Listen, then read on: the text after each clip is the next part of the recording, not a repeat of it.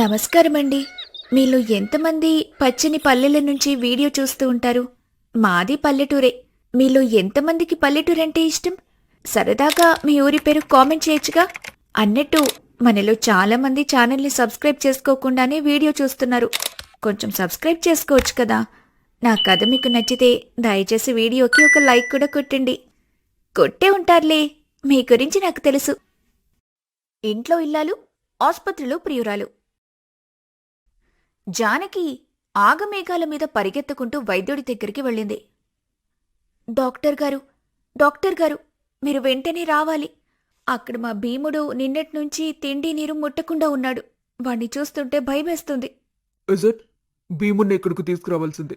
Camp కోసం వచ్చి నేను ఇక్కడ ఇంతమంది పేషెంట్స్ని కాదని ఒకరి కోసం అక్కడికి రాలేను కదా. అయ్యో, అలా అనకండయ్యా.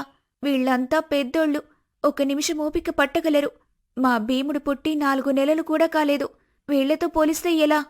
సరే, పద పద అని అంటూ తన వెంట అత్యవసర సమయంలో పనికొచ్చే కొన్ని మందుల్ని తీసుకుని జానకితో పాటు బయలుదేరాడు శ్యామ్. కాసేపటికి ఇంటికెళ్ళి చూడగా అక్కడ పిల్లవాడెవ్వరూ కనిపించలేదు.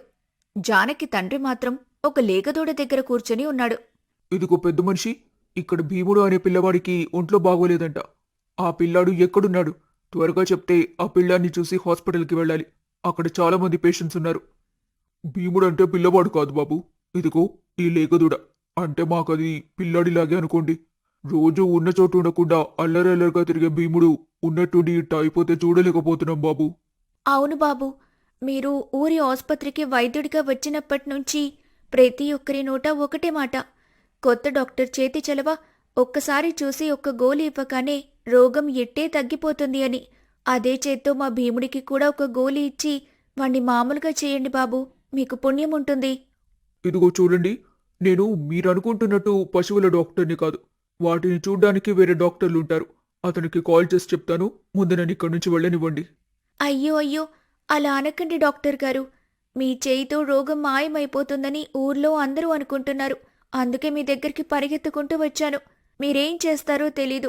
మీరే మా భీముణ్ణి బ్రతికించాలి అంటూ జానకి ఆమె తండ్రి బతిమాలుతూ ఉంటే శ్యామ్ చేసేదేమీ లేక దూడని పరిశీలించి తనకి తోచిన మందుల్నిచ్చి హాస్పిటల్కి వెళ్ళిపోయాడు. తన పని తాను చేసుకుంటూ ఉండగా నర్స్ డాక్టర్ దగ్గరకొచ్చి, డాక్టర్ గారు, మీరొచ్చినప్పటినుంచి ఏర్పాటు చేస్తామన్న ఇల్లు ఇప్పటికి ఏర్పాటైంది. సాయంత్రం నుంచి మీరు ఆ ఇంట్లోనే ఉండొచ్చు. ఓ సూపర్. ఇంతకీ ఆ ఇల్లెక్కడా? సాయంత్రం నేను కూడా అటువైపే వెళ్లే పనుంది. వెళ్ళేప్పుడు మిమ్మల్ని తీసుకెళ్తాను. శ్యామ్ వచ్చిన పేషెంట్స్ని చూస్తూ వాళ్లకి మందులిస్తూ ఉండటంతో ఆ రోజు గడిచిపోతుంది. సాయంత్రం అయ్యాక నర్స్తో పాటు తనకి ఏర్పాటు చేసిన ఇంటికి వెళ్తాడు డాక్టర్ శ్యామ్. మీకిప్పుడు ఇల్లు ఏర్పాటు చేసింది కోటివాళ్ల కుటుంబం సార్. ఆయన చదువుకోలేదన్న పేరే కాని ఎలా మాట్లాడాలి, ఏ విషయాన్ని ఎలా డీల్ చేయాలో ఆయనకు బాగా తెలుసు. అన్నీ తెలిసిన అమాయకుడనుకోండి. ఇంకా తన కూతురైతే తన స్వచ్ఛమైన నవ్వు, ప్రేమతో ఊరందరి తలలో నాలికలో మారిపోయింది. స్వచ్ఛమైన ప్రేమ సార్ ఆ అమ్మాయిది. అలాంటి అమాయకురాలు ఎలా బ్రతుకుతుందో ఏంటో. అయినా తినబోయే ముందు రుచెందుకు? వాళ్ళింట్లోనే కదా ఉంటారు, మీకే అర్థమవుతుందిలే అని చెప్తూ ఇంటి వరకు తీసుకుని వెళ్ళింది నర్స్. డాక్టర్ ఇంటి దగ్గరికి రాగాని పెద్ద పెద్ద చప్పుళ్లతో హడావడి చేస్తూ జానకి ఒక పూలదండ తీసుకొచ్చి అతని మెళ్ళో వేసింది. డాక్టర్ గారు, ఇదంతా మీ చేతి మహిమే. మీరు చెప్పినట్టు మందు వేయగానే మా భీముడు ఎగిరి గంతేశాడు. అప్పుడు ప్రెసిడెంట్ వచ్చి మిమ్మల్ని మా ఇంట్లో ఉంచామని అడగగానే వెంటనే ఒప్పేసుకున్నాం. రండి, మీకోసం మంచి భోజనం సిద్ధం చేశాం సరే, ముందు హడావిడి ఆపండి. నేను కాస్త ఫ్రెష్ అయి వస్తాను అని కాస్త చిరాగ్గానే లోపలికి వెళ్ళిపోయాడు. కాసేపటికి ఫ్రెష్ అయి వచ్చాడు. చూస్తే ఎదురుగా కోటి కనిపించాడు. బాబు, మరోలా అనుకోకండి బాబు. నా కూతురు వట్టి అమాయకురాలు. ఆనందం వస్తే అందరితో పంచుకోవడం, బాధొస్తే ఇంట్లో మూలకి కూర్చొని ఏడవటం తప్ప దానికి ఇంకేం తెలీదు. మా భీముడు చిల్లకీగా తిరుగుతుంటే నా కూతురు ఆనందం చూడాలి. అది మాటల్లో చెప్పలేంలే బాబు. కానీ దాని పనుల వల్ల మీకేమైనా ఇబ్బంది కలిగితే మాతో చెప్పండి బాబు. దానికి నేను చెప్పే విధానంగా చెప్తాను. అయ్యో, అలా ఏం లేదండి. సరే రా బాబు, మీరు వస్తున్నారని చాలా రకాల వంటలు చేసింది నా కూతురు. నేను కూడా ఇన్ని రకాల వంటలు ఒకేసారి తిని చాలా రోజులవుతుంది. రండి బాబు, ఒక పట్టు పడదాం అని శ్యామ్ని తీసుకుని వెళ్తాడు కోటి. అప్పటికే భోజనాల పళ్ళాలు సిద్ధం చేసి పెట్టింది జానకి. ఇద్దరూ భోజనాల ముందు కూర్చున్నారు. జానకి కొసరి కొసరి వడ్డిస్తూ ఉంది. రోజు ఇలా కడుపు పగిలేలా తింటే నేను భీముళ్ళ అయిపోతాను. అదిగో మీరు కాపాడిన మా భీముడు చెలాకీగా ఉంటే ఎంత తిన్నా ఇట్టే అరిగిపోతుంది సారు. అయినా మా నాన్నే మారు మాట్లాడకుండా తింటున్నారు. పెళ్లి కావలసిన వయసులో ఉన్నోళ్ళు మీరు ఇలా మాట్లాడతారేంటి సారు? అయ్యో లేదండి, నాకింకా పెళ్లి కాలేదు. అమ్మ వాళ్ళు సంబంధాలు చూస్తున్నారు. కానీ అమ్మాయిలే నా మనసుకు అంతగా నచ్చడం లేదు. మనసుకి నచ్చిన అమ్మాయి దొరకగానే వెంటనే పెళ్లి చేసుకుంటాను. సరే, ఇక నాకు భోజనం ఇప్పటికే చాలా ఎక్కువైపోయింది. నేను వెళ్తాను. అయ్యో, పెరుగు వేసుకోకుండానే లేస్తారేంటి? తరువాత మజ్జిగ తాగుతానులే. అని చెప్పి భోజనం పూర్తి చేసుకుని లేచి వెళ్ళాడు. అలా రోజులు గడుస్తూ ఉన్నాయి. శ్యామ్కి కోటి కుటుంబం నెమ్మదిగా దగ్గరవ్వటం మొదలైంది. జానకి శ్యామ్ మధ్య చనువు కూడా పెరిగింది. కొద్ది రోజులు గడిచాక శ్యామ్ హాస్పిటల్కి సెలవు పెట్టి ఇంటికి వెళ్లాలనుకున్నాడు. ఆ విషయం తెలుసుకున్న జానకి శ్యామ్ దగ్గరికి పరిగెత్తుకుంటూ వచ్చింది. ఏంటి, మా గుంటడు చెప్పింది నిజమేనా? మీరిక్కడి నుంచి వెళ్తున్నారా? హా, వెళ్తున్నాను. కానీ ఎన్నో రోజులు కాదులే, ఒక వారం రోజులు. మా ఇంట్లో వాళ్ళని కలవాలి కదా. పైగా ఇంటి దగ్గర చాలా పనులున్నాయి. అయితే వారం రోజుల పాటు మాకు దూరంగా ఉంటారా? వారం రోజుల్లో వస్తానని చెప్తున్నాను కదా. నాకు ఇక్కడ పని అయిపోయింది. ఇంటికి వెళ్దాం పదా. ఏం కూర చేసావు? చాలా ఆకలిగా ఉంది. ఆకలిగా ఉందా? సరే పదండి. మీకిష్టమని మామిడికాయ వేసి పప్పుచారు చేశాను. మా నాన్న కూడా ఎంత ఇష్టంగా తింటాడో నేను పప్పుచారు చేస్తే అని మాట్లాడుతూనే ఇంటి వరకు తీసుకుని వెళ్ళింది జానకి. హడావిడిగా భోజనం పెట్టింది. శ్యామ్ భోజనం పూర్తి చేసుకున్నాక బయటకు నడుస్తూ మాట్లాడుతూ ఉండగా అప్పుడే కోటి వచ్చాడు. బాబు, నువ్వు ఊరి ప్రయాణం అవుతున్నావని తెలిసింది నిజమేనా? నిజమేనండి. ఇంటి దగ్గర పనులున్నాయి. అందుకే కొద్ది రోజులు సెలవు పెట్టి ఇంటికి వెళ్తున్నాను. రేపు ఉదయాన్నే ప్రయాణం. అవును, ఇంటికి నేను సెలవు పెట్టిన విషయం మీ అందరికీ ఎలా తెలిసింది? అదేంటి బాబు అట్టా అంటావు? ఊర్లో అందరి నోటా నీ మాటే. నీ మంచితనం గురించి, నీ మాట తీరు గురించి, నీ వైద్యం గురించి మాట్లాడుకుంటున్నారు. ఎలాగైతేనేం అందరి నోళ్లల్లో నువ్వే ఉన్నావంటే నమ్ము. సరే, ఉదయాన్నే వెళ్ళాలి. హాస్పిటల్లో కూడా అలసిపోయాను. వెళ్ళి పడుకుంటాను. సరే సరే బాబు, ఉదయాన్నే బండి రెడీ చేసి ఉంచుతాను. స్టేషన్ దగ్గర దించాలి కదా. మీరెళ్ళి పడుకోండి బాబు అని కోటి చెప్పగానే శ్యామ్ ఇంట్లోకి వెళ్ళిపోయాడు. కోటి రేపటి ప్రయాణానికి బండి సిద్ధం చేసుకుంటున్నాడు.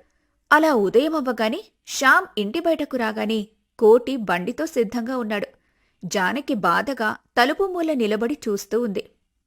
అవును, జానుకి కనబడలేదే. ఏమో బాబు, ఇంకా లేవలేదేమో. అయినా ఇంత పొద్దుకే వరకు లేవకుండా ఉండదే. ఎవరింటికి వెళ్ళి ఎక్కడ అల్లరి చేస్తుందో లేవు బాబు. మీకు ఆలస్యం అవుతుంది కదా, వెళ్దామా?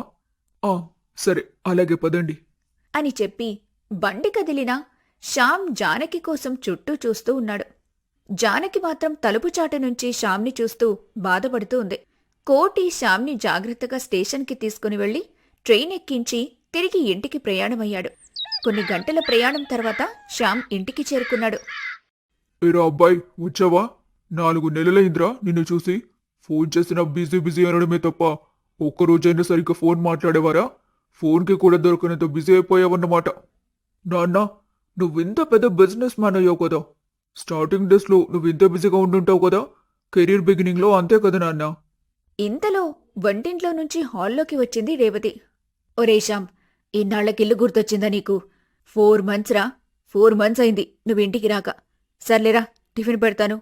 లేదమ్మా, స్టేషన్ దగ్గరికి పిక్ చేసుకోవడానికి ఫ్రెండ్ వస్తే వాడితో కలిసి తినేసానులే. నేనిక్కడ 3 days ఉంటాను. మీకెన్ని పనులున్నా అన్నింటినీ మానేసి నాతోనే ఉండాలి. లేదు కాదు అంటే ఇప్పుడే హాస్పిటల్కి వెళ్ళిపోతాను మరి. మేమెక్కడికి వెళ్తాంరా? ఈ 3 days నీతోనే ఉంటాంలే. సర్లే, ఇంకేంటి సంగతులు? చాలా ఇయర్స్ తర్వాత 6 months విలేజ్ ప్రాక్టీస్ అని పల్లెటూరుకి వెళ్ళావు. చిన్నప్పుడెప్పుడో మీ అమ్మమ్మ దగ్గరకని మా ఊరు వెళ్లేవాళ్లం. అమ్మమ్మ చనిపోయాక ఊర్ని మళ్లీ చూసింది లేదు. అప్పటి నుంచి సిటీ దాటి వెళ్ళింది లేదు. అక్కడంతా ఎలా ఉందిరా? పల్లెటూరి వాతావరణం నచ్చిందా? అక్కడి మనుషులు, వాళ్ళ విధానాలు కొంచెం కొత్తగా అనిపించుంటాయే నీకు? మొదట కొత్తగా అనిపించిన వాళ్ళ అమాయకత్వం, కల్మషం లేని మాటలు బాగా నచ్చాయి నాన్న. ఒరేయ్, ఇదిగో ఈ ఫొటోస్ చూడు. వీళ్లలో ఎవరు నచ్చారో చెప్తే ఈ 3 రోజుల్లో వాళ్ళని కలిసి వద్దాం. పెళ్లి చూపులు చూసుకుని ఎవరు నచ్చారంటే వాళ్లతో సంబంధం మాట్లాడేసుకోవచ్చు. నువ్వు మాతో ఉన్నట్టుంటుంది. మేం చేయాలనుకున్న పని చేసినట్టు ఉంటుంది. అమ్మా, వీళ్ళెవ్వరూ నచ్చలేదులే కానీ నేను వెళ్ళిన ఊర్లో ఒక అమ్మాయిని కలిశాను. అమాయకమైన పిల్ల. పేరు జానకి. వాళ్ళ నాన్న కోటి. వాళ్ళింట్లోనే నన్ను ఉంచుకున్నారు. ఎంత ప్రేమగా చూసుకున్నారో తెలుసా? వాళ్ళ మర్యాదలు ప్రేమలు నాకెంతో నచ్చాయమ్మా. ఏమోయ్, వీడింతలా పొగిడేస్తున్నాడంటే ఆలోచించాల్సిన విషయమే. పేరేమన్నావు? జానకి కదా? ఆ అమ్మాయి గురించి చెప్పు. అమాయకత్వానికి దేవత ఉంటే అది తానే నాన్న. కళ్ళ ముందే కనిపిస్తున్నట్టుగా ఉంటుంది. వచ్చేటప్పుడు తను కనిపిస్తుందేమో అని ఎంతలా చూశానో తెలుసా? కానీ ఎక్కడికెళ్ళిందో కనిపించలేదు. అర్థమైందిలే. నువ్వు తిరిగి వెళ్ళేటప్పుడు మేము కూడా నీతో వస్తాం. నాకు అక్కడ పనుంది. మీకు అక్కడేం పని నాన్నా? నీకు అర్థమవుతుందిలే నాన్న. తొందరెందుకు? రెడీ అయిపో. అలా ఆఫీస్లో నిన్ను చూపించి నాకు ఒక మీటింగ్ ఉంది, కంప్లీట్ చేసుకుని ఏదైనా టెంపుల్కి వెళ్దాం. అని అనుకుని కొద్దిసేపట్లోనే అందరూ కలిసి ఆఫీస్కి వెళ్లారు. అక్కడ చేయాల్సిన పనులు చూసుకుని గుడికి బయలుదేరారు. ఒరే శ్యామ్, నాకు నిన్నట్నుంచి ఒక ప్రశ్న మైండ్లో తిరుగుతుంది, అడగనా? అడిగేవన్నీ నా పర్మిషన్ తీసుకుని అడుగుతున్నావా అమ్మా? ఏంటో అడుగు. నువ్వు కాలేజీలో మెడిసిన్ చేస్తున్నప్పుడు ఒక అమ్మాయి నీకు స్టడీస్లో చాలా హెల్ప్ఫుల్గా ఉండేది. మీరెప్పుడు కలిసే ఉండేవారు. 2-3 టైమ్స్ మన ఇంటికి కూడా వచ్చింది. ఆ అమ్మాయి... అమ్మా, ఆ అమ్మాయి అప్పుడు చాలా క్లోజ్గా ఉండేది నిజమే. కానీ యూఎస్ వెళ్ళిపోయిందమ్మా. అప్పటి నుంచి కాంటాక్ట్లో లేదు. మేబీ అక్కడే సెటిల్ అయి ఉంటుంది. పెళ్ళిళ్ళయ్యాక అమ్మాయిలు ఎంతైనా ఫ్రెండ్స్కి దూరం అయిపోతారు కదా. మెయిన్గా అబ్బాయిలు ఎంత ఫ్రెండ్స్ అయినా వాళ్ళ రీజన్స్ వాళ్ళకు ఉంటాయి కదా దూరం అవడానికి. తాను కూడా అంతేనేమో. అవును, ఇంతకీ ప్రశ్న ఇప్పుడెందుకు అడిగావమ్మా? ఏం లేదురా, ఎందుకో సడన్గా అమ్మాయి గుర్తొచ్చింది, అందుకే అడిగానులే. ఆ విషయం వదిలే. నెక్స్ట్ ఎక్కడికి వెళ్దాం? మంచి రెస్టారెంట్కి వెళ్ళి ఫుడ్ ఏమైనా తిందామా? రేవతి మాటల్లో భావం అర్థమవ్వక దేవరాజ్ ఆలోచనలో పడతాడు. అందుకే తన మనసులో, రేవతి ఏదైనా మాట్లాడాలంటే 1-2 సార్లు ఆలోచించి మాట్లాడుతుంది. కానీ ఇదేంటి, ఏ సందర్భం లేకుండా వేరే అమ్మాయి గురించి అడిగింది? కొంపదీసి... బిజినెస్ మ్యాన్ గారు, ఆలోచించింది చాలు, ఈ లోకంలోకి రండి. ఇక్కడ ఫుడ్ చాలా బాగుంటుందట. ఆన్లైన్లో రేటింగ్స్ కూడా బాగున్నాయి. పదండి తిందాం సరే, పద పద అని అంటూ అందరూ లోపలికి వెళ్తారు. శ్యామ్ వెయిటర్కి ఆర్డర్ చెప్పి హ్యాండ్ వాష్ కోసం వెళ్ళగానే దేవరాజ్ రేవతి చెవులు కొరకటం మొదలుపెట్టాడు. రేవతి, ఇందాక వాడిని అమ్మాయి గురించి ఎందుకలా అడిగావు? ఏం లేదు, లాస్ట్ మంత్ వాడి రూమ్ క్లీన్ చేస్తుంటే ఆ అమ్మాయి ఫోటో కనిపించింది. ఫోటో ఇంట్లో అంత సీక్రెట్గా దాచుకోవాల్సిన అవసరం ఏంటి అనిపించింది. వాడిప్పుడు ఇంకొక అమ్మాయిని ప్రేమిస్తున్నానని ఇండైరెక్ట్గా చెప్పాడు కదా. సో అసలు విషయం ఏంటో తెలుసుకుందామని అడిగాను. వాడంతటా వాడి పెళ్లికి ఓకే అన్నాడు కదా. ఇప్పుడు ఏ అమ్మాయిని గుర్తు చేయకుండా జరగాల్సిన పని చూడు. సరే సరే, అబ్బోయిస్తున్నాడు, టాపిక్ మార్చు. ఏంటమ్మా, ఏదో సీక్రెట్గా మాట్లాడుకుంటున్నారు ఇద్దరు? ఏం లేదురా, మీ అమ్మకి ఫుడ్ అయ్యాక డెజర్ట్ కావాలంట. ఏది బాగుంటుందని అడిగితే నిన్ను అడగమని చెప్తున్నాను. అదంతా ఫుడ్ కంప్లీట్ చేశాక చూద్దాంలే అమ్మా. ముందైతే ఫుడ్ రానివ్వు. అలా వాళ్ళు భోజనం చేసి కొడుకుతో 2 రోజులు గడిపేస్తారు. శ్యామ్ తిరిగి హాస్పిటల్కి వెళ్లే రోజు శ్యామ్తో పాటు తల్లిదండ్రులు కూడా వెళ్తారు. ఊర్లోకి వెళ్ళగానే నేరుగా కోటి దగ్గరికి వెళ్ళి, కోటి అంటే మీరేనా? అవునండి, మీరు... అని అనుమానంగా అడిగాడు కోటి. గొప్పలు చెప్పుకోవడం కోసం కాదు, మీకు తెలియడం కోసం చెప్తున్నారు. నా పేరు దేవరాజ్. ఈవిడ నా భార్య రేవతి. మాకు సిటీలో చాలా బిజినెస్లున్నాయి. 4 తరాలు కూర్చొని తిన్నా తరగని ఆస్తుంది. మాకు ఒక్కగానొక్క కొడుకు. వాడు మీ అమ్మాయిని చూసి ఇష్టపడ్డాడు. ఆ సంబంధం మాట్లాడడానికే వచ్చాం. అయ్యా, మీరు మా అమ్మాయిని సంబంధం అడగడం ఆనందంగానే ఉన్నా మీరెవరో ఏంటో తెలియకుండా... మేమెవరో తెలియకపోవచ్చండి, కానీ మా అబ్బాయి మీకు బాగా తెలుసు. పదండి చూపిస్తాం అని వాళ్ళు శ్యామున్న చోటికి వెళ్తారు. జానకి, నేను వెళ్ళేటప్పుడు నీకోసం ఎంతలో ఎదురు చూశానో తెలుసా? ఒక్కసారైనా కనిపిస్తావేమో అని. మీరు వెళ్తుంటే నేను మిమ్మల్ని చూస్తూనే ఉన్నాను, కాని మీకు కనిపించకుండా తలుపు చాటుకున్నాను. అవునా? మరి నా ఎదురుగా ఎందుకు రాలేదు? మీరు వెళ్తుంటే నాకేడుపొచ్చింది. ప్రయాణం చేయబోయే మిమ్మల్ని ఏడుపుతో సాగనంపటం మంచిది కాదని మీకు కనిపించలేదు అని వాళ్ళు మాట్లాడుకుంటూ ఉంటే ముగ్గురు వింటూ ఉన్నారు. చూసారా, ఒకరి గురించి ఒకరు ఎంతలో అర్థం చేసుకున్నారు. వీళ్ళకి పెళ్లి చేస్తే వాళ్ళ జీవితం సుఖంగా ఉంటుందని మా అభిప్రాయం. మీకు అలాగే అనిపిస్తే ఒప్పుకోండి కోటిగారు. కోటిగారు కాదు, బావా అని పిలవండి బావగారు. ఒరే శ్యామ్, మీ మామగారు జానకితో పెళ్లి కొప్పేసుకున్నారా? ఇక మంచి ముహూర్తం చూడటమే లేటు. దేవరాజ్ మాట వినగానే జానకి సిగ్గుతో తలదించుకొని లోపలికి వెళ్ళిపోయింది. శ్యామ్ కోటి దగ్గరికి వచ్చి థ్యాంక్స్ చెప్పి హాస్పిటల్కి బయలుదేరాడు. దేవరాజ్ రేవతి అక్కడే ఉండి పంతులకి ఫోన్ చేసి దగ్గర్లో మంచి ముహూర్తం చూడమని మాట్లాడుతూ ఉన్నారు. కాసేపటి తర్వాత, అన్నయ్య, ఇప్పుడే పంతులతో మాట్లాడాం. నెక్స్ట్ వీక్లో బ్రహ్మాండమైన ముహూర్తం ఉందని చెప్పారు. వచ్చే వారమే పెళ్లి పెట్టేసుకుందాం. అమ్మా, వచ్చే వారం మీ పెళ్ళంటే ఎక్కువ సమయం కూడా లేదు. డబ్బులు సర్దుకోవాలి. పైగా కట్న కానుకల గురించి మాట్లాడుకునే లేదు. మాకు ఏ కట్న కానుకల మీద ఆశల్లేవు. మాకున్న డబ్బు సరిపోదా బ్రతకడానికి? కోడలంటే మా కూతుర్లాగా. పెళ్లి ఖర్చంతా మాదే. మీ సంతోషం కోసం ఆ అమ్మాయికి మీరేమైనా పెట్టుకుంటానంటే మీ సంతోషాన్ని మేము కాదనం. ఇంకా ఆలోచన దేనికి? ఏమో తల్లి, అంతా కంగారుగా ఉంది. దాని అదృష్టం బాగుందో లేక దేవుడు నేను దానికి ఎలాంటి దిక్కుమాలిన సంబంధం చూస్తానని మిమ్మల్ని ఇలా పంపించాడో తెలీదు. కానీ దాని జీవితం మారే అవకాశం వస్తుందంటే నేనెందుకు కాదంటానమ్మా. అనుకున్నట్టుగానే వచ్చేవారం ముహూర్తం ఖాయం చేసేయండి అని చెప్తాడు. మరుక్షణం నుంచే హడావిడిగా పెళ్లి పనులు మొదలైపోతాయి. సిటీలో ఓ పెద్ద ఫంక్షన్ హాల్లో పెళ్లి చేయాలని నిర్ణయించుకుంటారు. సిటీలో పెళ్లి కొడుకు తరపు అందరూ పెళ్లి పనుల్లో బిజీ ఉండగా కోటి తన కూతురికి మంచి చెడులు చెప్పే పనిలో ఉంటాడు. అమ్మా జానకి, నువ్వు జాగ్రత్త. అసలే అది పెద్దోళ్ళ ఇల్లు. తెలుసు నాన్నా. అమ్మ జానకి, అదసలే పెద్దోళ్ళ ఇల్లు. అక్కడ పద్ధతులు అన్నీ వేరేలా ఉంటాయి. పైగా పట్నమంతా గందరగోళంగా ఉంటుంది. ఇక్కడున్నట్టు అల్లరిగా ఉంటే కుదరదు. అత్తమామల మాట వినాలి. వాళ్లతో మర్యాదగా నడుచుకోవాలి. భర్త చెప్పిన మాట జవదాటకూడదు. నీ భర్తే నీ లోకం. ఆయన చెప్పిందే తప్పకుండా పాటిస్తే నీ జీవితం బాగుంటుంది. ఎదురు తిరిగి అనవసరమైన మనస్పర్ధలు తెచ్చుకోవద్దు. కోపంలో ఎవరైనా ఏదైనా అన్నా పట్టించుకోవద్దు. తిరిగి వాళ్ళని ఒక మాటనేసి బాధ పెట్టొద్దు. ఇంతే కదా నాన్నా నువ్వు చెప్పేది? ఇప్పటికీ 100 సార్లు చెప్పావు నాన్నా. ఇదిగో చూడు, నీ మాటలు విని విని నా నోటికి కూడా వచ్చేశాయి.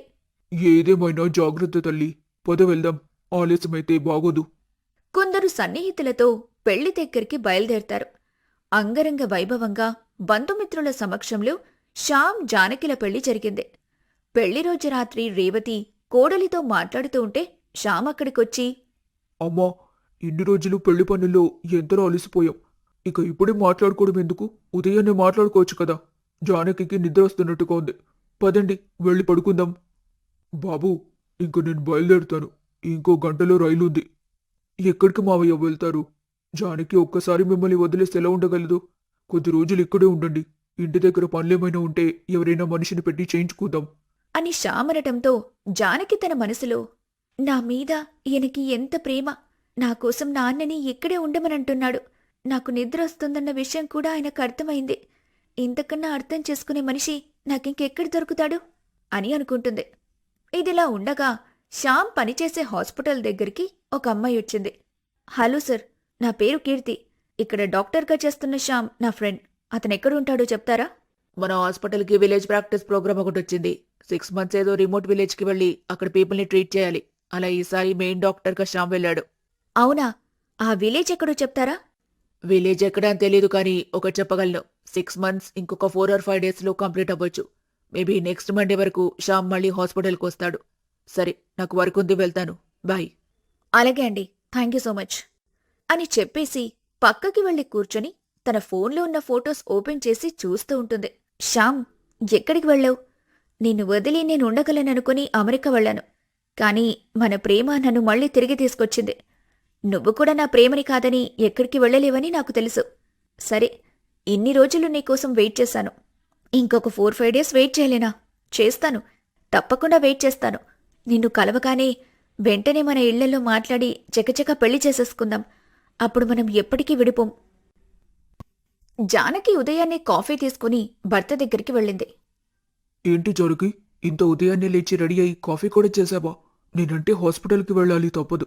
నీకింత తొందరగా లేచి అవసరమేంటి? అయ్యో, అలా అంటారేంటి? మా నాన్న చెప్పాడు, మీరు లేచే సమయానికల్లా మీకు కావాల్సినవన్నీ అందుబాటులో పెట్టాలని, మీకే ఇబ్బంది కలగకుండా చూసుకోమని. భలే గొప్పగా చెప్పాళ్లే గాని టిఫిన్ ఏం చేశావు? గుంత పొంగనాలు చేశాను. ఊర్లో నుంచి తెచ్చిన నెయ్యితో చేస్తే భలేగా వచ్చింది. మీరు చూస్తే తినకుండా ఉండలేరు తెలుసా? అందుకే చూడను. అంటే నెయ్యితో చేసినవి తింటే బాడీలో ఫ్యాట్ పెరిగి డ్రమ్ములు అయిపోతాను. హాస్పిటల్కి వెళ్ళాక ఏదైనా డైట్ ఫుడ్ ఆర్డర్ చేసుకొని తింటానులే. ఈ రోజుకి ఆ పొంగనాలు నువ్వే తినేసి, నాన్నకి చాలా ఇష్టం, ఆయనకు పెట్టు అని చెప్తూనే శ్యామ్ వెళ్తూ ఉన్నాడు. అయ్యో, అలా వెళ్ళిపోతారేంటి? తినకుండా అలా వెళ్ళకూడదు. నేనొక పిచ్చిదాన్ని. ఏం తింటారో తినరో తెలుసుకోకుండా నా ఇష్టం వచ్చింది చేశాను. ఇప్పుడెలా? ఆయన ఏం తింటారో ఏంటో. ఇంట్లో నేనొకదాన్ని ఉండి కూడా కట్టుకున్న భర్తని ఖాళీ కడుపుతో పనికి పంపిస్తున్నాను అని అనుకుంటూ జానకి బాధపడుతూ ఉంటుంది. ఇంతలో దేవరాజ్ తన గది నుంచి బయటకొచ్చాడు. ఏమ్మా కొడులు పిల్ల, ఉదయాన్నే మొహం అలా పెట్టావేంటి? హాస్పిటల్కి వెళ్ళే హడావిడిలో వాడేమైనా అన్నాడా? అది కాదు మావయ్య గారు, నేనే ఒక పిచ్చిదాన్ని. ఆయనేం తింటారో లేదో తెలుసుకోకుండా నా ఇష్టం వచ్చింది చేశాను. ఇప్పుడు చూడండి, ఆయన తినకుండా వెళ్లారు. ఆదా నీ బాధ. మధ్యాహ్నం కాస్త తొందరగా బాక్స్ పంపిస్తే సరిపోతుందిలే. ఇంతకీ ఏం చేశావు? గొంతు పొంగనాలు. మరలా నిదానంగా నిలబడతావే? వెళ్ళి వెంటనే తీసుకుంటా. మీ అత్తకి ఎన్నిసార్లు చెప్పినా చేసిందా?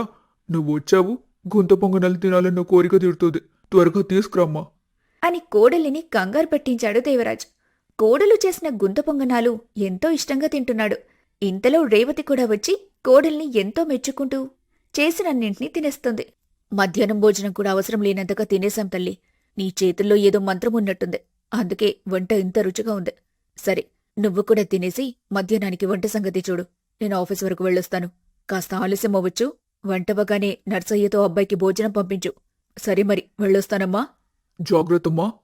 అత్తయ్య, ఆయన ఏ కూరలు తింటాడో చెప్పలేదు. ఇప్పుడు కూడా ఆయనకు నచ్చనివి చేస్తే మళ్ళీ తినకుండా ఉంటాడేమో. అలా ఏం లేదులే కోడలా. నీకు నచ్చింది బాగా వచ్చింది చెయ్యి. వాడే తింటాళ్లే. సరే, మేం వెళ్ళొస్తాం అని చెప్పి వాళ్ళక్కడ్నుంచి వెళ్ళిపోయారు. ఇంటి బయటకు వెళ్లిన తర్వాత రేవతి దేవరాజ్తో మాట్లాడుతూ, మీరెప్పటినుంచి గుంత పొంగనాలు తినటం మొదలుపెట్టారో నాకర్థం కావటం లేదు. అలా అంటావేంటి రేవతి? కోడలు కొత్తగా ఇంటికొచ్చింది. వాడంటే బుద్ధి లేకాలో మాట్లాడి తినకుండా వెళ్ళాడు. అన్నీ తెలిసిన మనం కూడా అలానే చేస్తే కోడలు ఇంకొంచెం చిన్నబుచ్చుకోదు. అందుకే కొంచెం కష్టంగానే ఉన్నా ఇష్టమున్నట్టు తిన్నాను. ఏదైనా ఫుడ్డేగా. అర్థమైందిలే, ఊరికే అడిగాను. అన్నట్టు ఆఫీసులో కొత్త టెండర్ సంగతేమైంది? అదే కొంచెం టెన్షన్గా ఉంది రేవతి. ఆ గణపతి గ్రూప్ వాళ్ళు ఇలాంటి పరిస్థితుల్లో టెండర్ మనకి రాకుండా ప్రయత్నిస్తున్నారు. వాళ్ళకి లాభం రాకుండా పర్లేదు, మనకి నష్టం వచ్చేలా చేస్తున్నారు. అయితే మనం కూడా అదే చేద్దాం. ముల్లుని ముల్లుతోనే తీయాలండి. వాళ్ల ప్లాన్తోనే వాళ్ళని దెబ్బ కొడదాం. అర్థం కాలేదు. మనకి టెండర్ రాకుండా ఉండటం కోసం వాళ్ళు ఎంత బిడ్జింగ్ అయినా చేస్తారు కదా. మనం ఆ టెండర్ వాల్యూ కంటే ఎక్కువ వరకు బిడ్ చేసి డ్రాప్ అయిపోదాం. టెండర్ వాళ్లకి వెళ్తుంది కానీ ఆ లాస్ని వాళ్ళు క్లియర్ చేసుకునే వరకు టైం పడుతుంది. ఆ టైంలో మన డెవలప్మెంట్ వాళ్లకు కనిపించాలి. Wow Revathi, what a strategical move. రేపే టెండర్ నువ్వు చెప్పినట్టు చేద్దాం అని మాట్లాడుకుంటూ ఉంటారు. ఇదిలా ఉంటే ఇంట్లో జానకి తన భర్త కోసం రకరకాల వంటలు చేయటం మొదలుపెట్టింది. ఆయన ఏది తింటాడో తెలీదు, ఏది తినడో తెలీదు.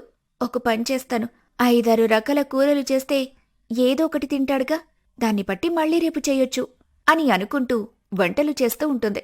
వంటలన్నీ పూర్తయ్యాక వాటన్నింటినీ బాక్సులో పెట్టుకుని హాస్పిటల్కి బయలుదేరింది. ఎవరితోనో పంపిస్తే ఆయన ఎలా తింటున్నాడో, అసలు తింటున్నాడో లేదో ఎలా తెలుస్తుంది? నేనింట్లో ఉండి చేసే పని కూడా ఏం లేదు. ఆయన తింటున్నంతసేపు ఆయన దగ్గరుంటే నాకు సంతోషం, ఆయనకి సంతోషం అని అనుకుంటూ హాస్పిటల్ దారి పట్టింది జానకి. శ్యామ్ సార్, మీకోసం ఎవరో వచ్చారు. పేషెంట్స్ వస్తారు, లోపలికి రమ్మను. పేషెంట్స్ కాదు సార్, మిమ్మల్ని కలవడానికి ఎవరో వచ్చారు. అవునా, సరే లోపలికి రమ్మను అని శ్యామ్ చెప్పగానే అటెండర్ వెళ్ళిపోయాడు. కొద్ది క్షణాల్లోనే కీర్తి పరిగెత్తుకుంటూ శ్యామ్ రూంలోకొచ్చి శ్యామ్ని అమాంతం హత్తుకుంటుంది. శ్యామ్, వచ్చేశాను. నీకోసం అమెరికా నుంచి వచ్చేశాను. నువ్వు లేకుండా అమెరికాలో ఉన్నా, చచ్చి నరకంలో ఉన్నా ఒకటే అనిపించింది. అందుకే వచ్చేశా. ఇక ఎప్పటికీ నిన్ను వదిలి వెళ్ళను. మనం ఎప్పటికీ కలిసే ఉంటాం. కీర్తి, నీకొక విషయం చెప్పాలి. అదేంటంటే నువ్వు అనుకుంటున్నట్టు నేను అప్పట్లా లేను. లేవు, నాకు తెలుసు. అప్పుడంటే స్టూడెంట్వి, ఇప్పుడిద్దరం డాక్టర్స్ అయిపోయాం కదా. కొంపదీసి పెళ్ళైపోయిందని జోక్స్ ఏమైనా చేస్తావా? అస్సలు తట్టుకోలేం శ్యామ్, ఇక్కడే చచ్చిపోతాను. లేదు లేదు, నువ్వు అలా మాట్లాడుకు. జోక్ చేయండిలే. ఇంకేంటి సంగతులు? ఎప్పుడొచ్చావు అమెరికా నుంచి? 1 వీక్ అయింది. ఎలాగోలా అని హాస్పిటల్ అడ్రస్ కనుక్కొని హాస్పిటల్కి వచ్చే వరకు నువ్వు విలేజ్ ప్రాక్టీస్కి వెళ్ళావని చెప్పారు. ఎక్కడికి వెళ్తావులే అని వెయిట్ చేస్తూ ఉన్నాను. ఫైనల్లీ ఇదిగో నా ముందు నా వెయిటింగ్కి రిజల్ట్ కనిపించింది. సరే పద, బయటికి వెళ్ళి ఏదైనా తింటూ మాట్లాడుకుందాం. నీ గురించే ఆలోచిస్తూ నిన్నే తలుచుకుంటూ చాలా రోజుల నుంచి ఫుడ్ కూడా సరిగ్గా తినలేదు. ఇప్పుడు నేను కలిశాను కదా, హ్యాపీగా తినేస్తాను. అంటే పేషెంట్స్ వస్తారు కదా. బాబు, నేను కూడా డాక్టర్నే. వచ్చాక నేను నీకు హెల్ప్ చేస్తానులే. కానిప్పుడైతే వెళ్దాం పదా అని శ్యామ్ చెప్పేది కూడా వినకుండా లంచ్కి తనని తీసుకుని వెళ్తుంది కీర్తి. వాళ్ళిద్దరూ బయటికి వెళ్లిన కాసేపటికి భర్తకి భోజనం పెట్టాలన్న ఆతృతతో హాస్పిటల్కి వచ్చింది జానకి. నేరుగా శ్యామ్ ఉండే రూమ్కి వెళ్ళింది. జానకి అక్కడికి వెళ్లడం చూసిన అటెండర్ జానకి దగ్గరకొచ్చి, మేడం మేడం, సార్ లోపల లేరు మేడం. లోపల్లేరా? పేషెంట్స్ దగ్గరున్నారా? ఏం పర్లేదు, వచ్చే వరకు ఇక్కడుంటాన్లే. లేదు మేడం, సార్ని కలవడానికి వేరే మేడం ఎవరో వచ్చారు. ఆవిడతో కలిసి బయటికి వెళ్లారు. ఎప్పుడొస్తారో తెలీదు. అనవసరంగా మీ టైం వేస్ట్ చేసుకోవడం ఎందుకు మేడం? క్యారేజ్ నాకు ఇవ్వండి, సార్ వచ్చాక ఆయనకి ఇచ్చేస్తాను. పర్లేదు, నేనుంటాన్లే అని చెప్పి జానకి తన భర్త కోసం అక్కడే ఉండి ఎదురు చూస్తూ ఉంటుంది. ఎంతసేపటికి శ్యామ్ రాకపోవడంతో జానకి ఆలోచనలో పడిపోతుంది. వేరే ఎవరో మేడంతో వెళ్లాడని అటెండర్ చెప్పాడు. అంటే కొత్త ఆవిడ అయ్యుంటుంది. హాస్పిటల్లో పనిచేసే ఆవిడైతే అతనికి తెలిసుంటుంది కాబట్టి పేరుతో చెప్పేవాడు కదా. ఆవిడ ఎవరై ఉంటుంది? ఎవరైనా తెలిసిన వాళ్ళై ఉంటారా? లేదా? అమ్మో, వద్దులే, అలాంటి ఆలోచనలే వద్దు. మా ఆయన లాంటివాడు కాదు. తెలియనప్పుడు తప్పుగా ఆలోచించడం మంచిది కాదు. ఇలా రకరకాలుగా ఆలోచిస్తూ చాలాసేపు అక్కడే ఉంటుంది జానకి. 2-3 గంటలు ఎదురు చూసినా కూడా శ్యామ్ రాకపోవడంతో లేచి అక్కడ్నుంచి నిరాశగా తిరిగి ఇంటి దారి పట్టింది. ఇంటికి వెళ్లిన తర్వాత కూడా తన ఆలోచన శ్యామ్ మీదే ఉంది. సాయంత్రానికి రేవతి దేవరాజ్ ఇంటికొచ్చారు. జానకి, ఉదయం నుంచి ఒక్కదానివే ఇంట్లో ఉన్నావా? బోర్ అనిపించిందా? శ్యామ్కి లంచ్ పంపించావా? ఆ అత్తయ్య, టీ పెట్టివ్వనా మీకు? గ్రీన్ టీ మాత్రమే తాగుతాం తల్లి. ఉండు, ఇప్పుడే కాస్త కాళ్ళు చేతులు కడుక్కొనొచ్చి ఎలా చేయాలో నీకు చూపిస్తాను. రేవతి జానకికి గ్రీన్ టీ చేయటం నేర్పిస్తుంది. చాలాసేపు వాళ్లు మాట్లాడుకున్న తర్వాత ఇద్దరూ కలిసి వంట పనులు మొదలుపెట్టారు. రేవతి వాళ్లు తినే వంటల్ని జానకికి చెప్తూ ఉంటుంది. చాలాసేపటికి శ్యామ్ ఇంటికొచ్చాడు. శ్యామ్, ఏంట్రా ఈరోజు ఇంత లేట్ అయింది? హాస్పిటల్లో పేషెంట్స్ ఉన్నారా? అవునానా, ఈరోజు కొంచెం బిజీగా ఉన్నా హాస్పిటల్లో, అందుకే లేట్ అయింది. శ్యామ్ మాట వినిపించగానే వంటగదిలో నుంచి హుటాహుటిన బయటికొచ్చి భర్త ముందు నిల్చుంది జానకి. మధ్యాహ్నం నేను మీకు భోజనం తీసుకొనొచ్చాను, కాని మీరు బయటికి వెళ్లారని చెప్పారు. అవునవును జానకి, మా సార్ చిన్న పనుందంటే ఆయనతో వెళ్ళాను. అయినా నువ్వు హాస్పిటల్కి ఎందుకు వచ్చావు? నర్స్ అయితే పంపిస్తే సరిపోయేది కదా. అవునమ్మా, నువ్వెళ్ళావా? నువ్వెందుకమ్మా వెళ్ళడం? హాయిగా ఇంట్లో ఉండక. ఆ మావయ్య, కాని ఇంట్లో ఒక్కదానే ఉన్నాను కదా, ఒంటరిగా అనిపించి వెళ్లాను సరే, నేను వెళ్ళి ఫ్రెష్ అయ్యి వస్తాను అని చెప్పి శ్యామ్ అక్కడ్నుంచి వెళ్ళిపోతాడు. కీర్తి వచ్చిన విషయం జానకికి తెలిసిందా? అమ్మో, తెలిస్తే ఇంకేమైనా ఉందా? అనవసరమైన గొడవలు. కానీ కీర్తిని ఎలా వదులుకోవాలి? నా మీదే అన్ని ఆశలు పెట్టుకుని బ్రతుకుతుంది. ఈ రోజు మాట్లాడిన మాటలు చూస్తుంటే నేను లేకుండా కీర్తి ఏమైపోతుందనిపిస్తుంది. ఇలాంటి పరిస్థితుల్లో మీరెలాంటి సలహా ఇస్తారు?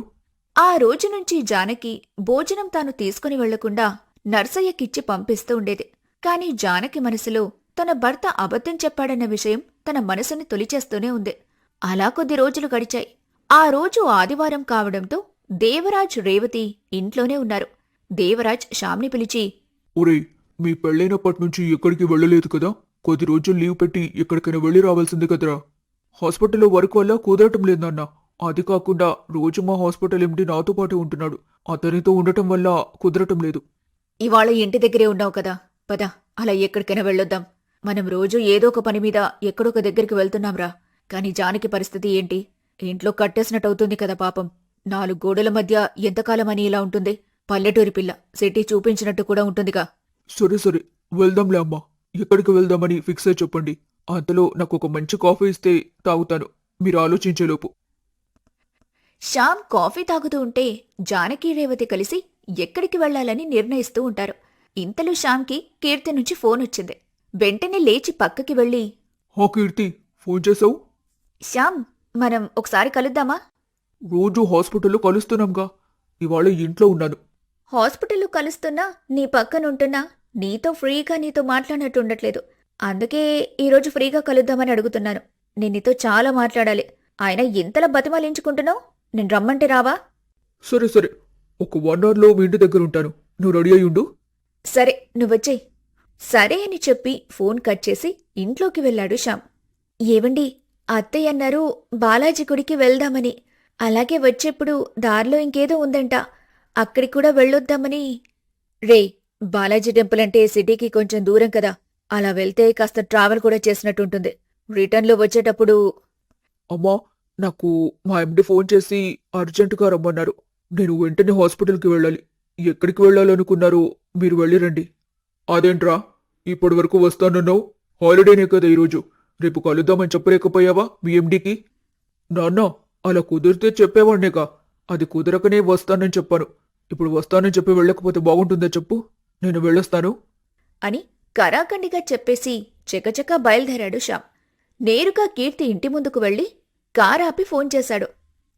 వస్తున్నాను శ్యామ్, 20 minutes వెయిట్ చెయ్యి. సరే కీర్తి, నేను ఇక్కడ వెయిట్ చేస్తూ ఉంటాను.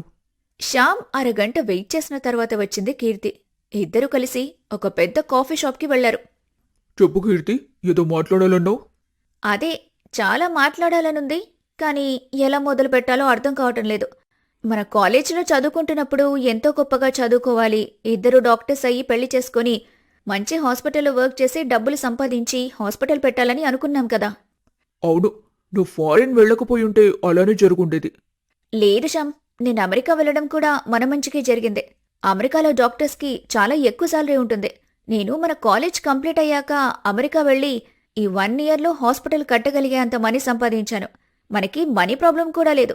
ఇద్దరం మన ఓన్ హాస్పిటల్ కట్టుకుని హ్యాపీగా బతికేద్దాం. ఏంటి, హాస్పిటల్ కట్టగలిగేంత డబ్బు సంపాదించావా?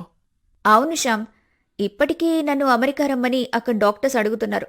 బట్ నువ్వు మన కంట్రీ దాటి రానంటావు కదా, అందుకే నేను కూడా అమెరికా వెళ్లడం క్యాన్సిల్ చేసుకున్నాను. అక్కడ మంత్లీ శాలరీ ఎంత కీర్తి? మన కరెన్సీతో చూసుకుంటే 8 lakhs. ఏడాదికా? కామెడీ చేస్తున్నావా? నెలకి 8 lakhs. ఆ మాట వినగాని శ్యామ్ ఆలోచన ఒక్కసారిగా మారిపోయింది. దాంతో తన మనసులో, నెలకి 8 లక్షలా? పైగా తన దగ్గర హాస్పిటల్ కట్టేంత డబ్బు కూడా ఉందంట. ఇంత డబ్బు నేను కూడా సంపాదించాలి. ఒకవేళ కీర్తి నా సొంతం అయితే ఈ డబ్బు కూడా నాదే అవుతుంది కదా. శ్యామ్, ఏం ఆలోచిస్తున్నావు? మనిద్దరం పెళ్లి చేసుకుందామా? నువ్వు, నేను, మన పిల్లలు, మనకొక హాస్పిటల్, హ్యాపీగా బతికేయొచ్చు కదా. అవునవును, హ్యాపీగా బతికేయచ్చు. అలాగే చేద్దాం. ఇంతలో కీర్తి ఫోన్ రింగ్ అయింది. అదిగో, డాడీ ఫోన్ చేస్తున్నాడు. ఆఫ్టర్నూన్ ఎక్కడికో వెళ్లాలని చెప్పాడు. ఒక 1 hourలో మనం స్టార్ట్ అవుదాం. బై నేనెలాగోలా ఇంట్లో మన పెళ్లికి ఒప్పిస్తాను. మీ ఇంట్లో నువ్వు మాట్లాడతావు కదా? తప్పకుండా మాట్లాడతాను. అలా వాళ్ళు ఒక గంటసేపు మాట్లాడుకున్న తర్వాత శ్యామ్ కీర్తిని ఇంటి దగ్గర దిగబెట్టేసి తన ఇంటికి వెళ్తూ ఉంటాడు. అదే సమయంలో జానకి దగ్గర్నుంచి అతనికి కాల్ వస్తుంది. చెప్పు. ఏమండి, ఇంట్లో చింతపండు అయిపోయింది, తీసుకొస్తారా? ఏయ్, నీకేమైనా పిచ్చి పట్టిందా? లక్షలు కోట్ల గురించి ఇక్కడ డిస్కషన్ జరుగుతుంటే చింతపండు కావాలా నీకు? అదే నాకు ఫోన్ చేసి చెప్పాలా? నర్సయ్యకి చెప్తే తీసుకొస్తాడు కదా. తెలివిలేని పల్లెటూరి దాన్ని తెచ్చుకున్నాను. అదే నేను చేసిన పెద్ద పొరపాటు అని అంటూ చిరాగ్గా కాల్ కట్ చేస్తాడు. భర్త అంత చిరాగ్గా మాట్లాడేసరికి జానకి తట్టుకోలేకపోయింది. ఇంట్లో వాళ్లకి కనిపించకుండా గదిలోకి వెళ్లి ఏడుస్తూ ఉంది. గదిలో ఒంటరిగా కూర్చొని బాధపడుతున్న జానకి దగ్గరకొచ్చింది రేవతి. అయ్యో జానకి, ఏడుస్తున్నావా? ఇంటి కోడలు భర్తతో చెబుతూ బాధపడిందంటే ఇంటోళ్లతో సమస్య ఉందని అర్థం. ఇలా ఎవరికీ చెప్పకుండా ఒంటరిగా బాధపడుతుందంటే భర్త బాధపెట్టాడని అర్థం. చెప్పమ్మా, ఏమైంది? శ్యామేమైనా అన్నాడా? జానకి కళ్లనుంచి ఆగకుండా బయటికొస్తున్న కన్నీళ్లని తుడుచుకుంటూ అత్తగారి వైపు తిరిగింది. అయ్యయ్యో అత్తయ్య, అదేం లేదు. ఆయనతో నాకేమిబ్బంది లేదు. ఇందాక ఆయనతో ఫోన్ మాట్లాడుతున్నాను కదా, అప్పుడు కంట్లో నలక పడింది. ఆయన నన్నేం బాధ పెట్టలేదు. నలకి, అంతే. సర్లే పద, ఈరోజు నాకు మంచి పల్లెటూరి రుచేదైనా తినాలని అనిపిస్తుంది. నా పనులన్నీ తర్వాత చూసుకుంటూ ముందేదైనా మంచి ఫుడ్ చేసుకుని తిందాము, పద. అలాగే అత్తయ్య, పదండి. మీకు ఎలాంటి ఆహారం ఇష్టం? ఘాటుగా కారంగా ఉండే ఏదైనా మాంసం కూర కావాలా?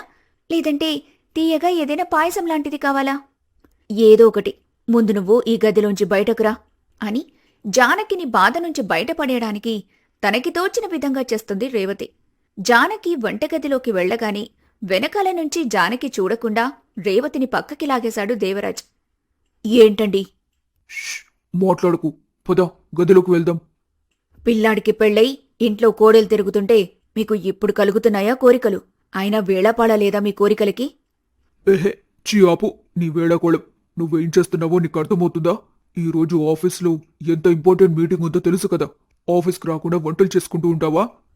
ఆఫీస్ మీటింగ్ ఈ రోజు కాకపోతే రేపు పెట్టుకోవచ్చండి. ఒకవేళ ఆ డీల్ క్యాన్సిల్ అయినా లాస్ని ఎలాగోలా రికవర్ చేసుకోవచ్చు. అంతేగాని మన ఇంటి పరిస్థితి చేజారిపోతే ఎలా రికవర్ చేసుకోగలం?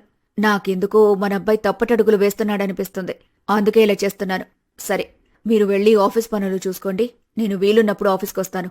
ఒకసారి శ్యామ్కి ఫోన్ చేయండి అని రేవతి చెప్పగానే ఫోన్ తీసి శ్యామ్కి ఫోన్ చేస్తూ ఉన్నాడు దేవరాజ్. ఎన్నిసార్లు చేసినా అతని ఫోన్ బిజీనే వస్తుంది.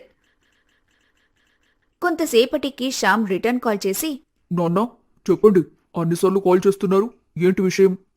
ఏం లేదురా, మీ అమ్మ జానకి బయటికి వెళ్దామని ప్లాన్ చేస్తే వేరే ఏదో ఇంపార్టెంట్ పని ఉందని బయటికి వెళ్ళావు కదా, ఇంకా పని పూర్తవలేదా అని కాల్ చేశాను.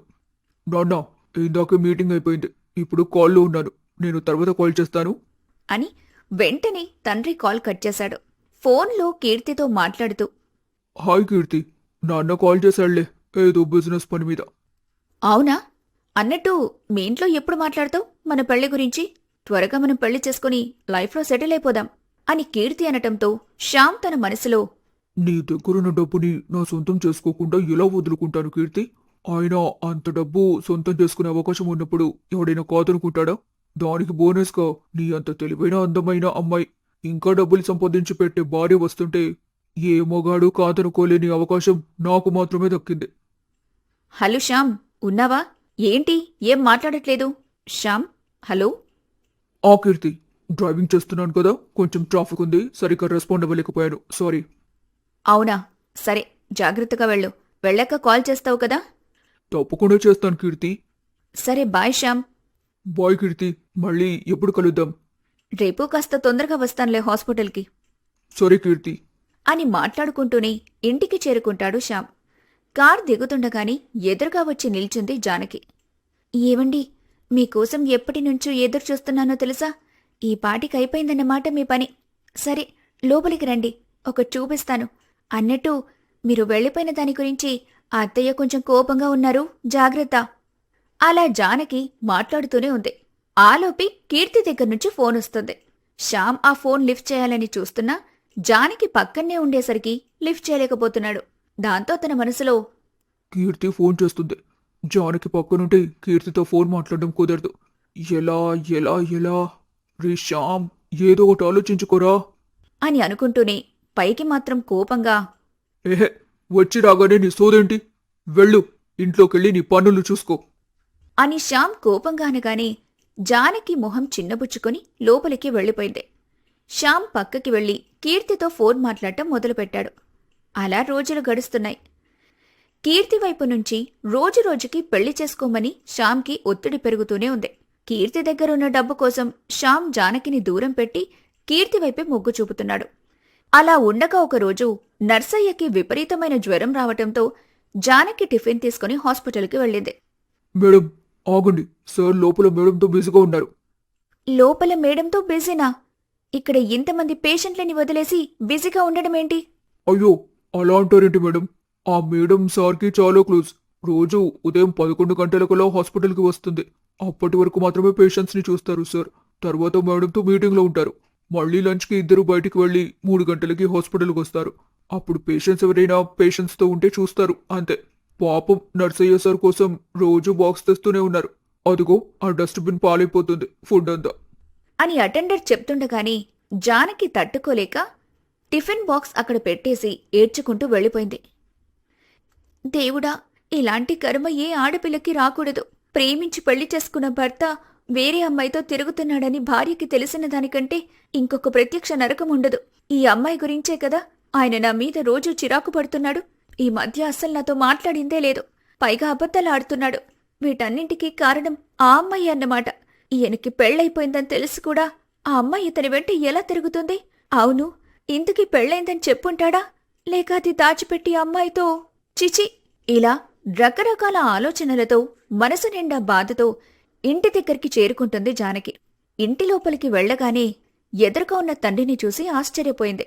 వెంటనే తండ్రిని హత్తుకుని దుఃఖాన్ని ఆపుకోలేక ఏడ్చేసింది.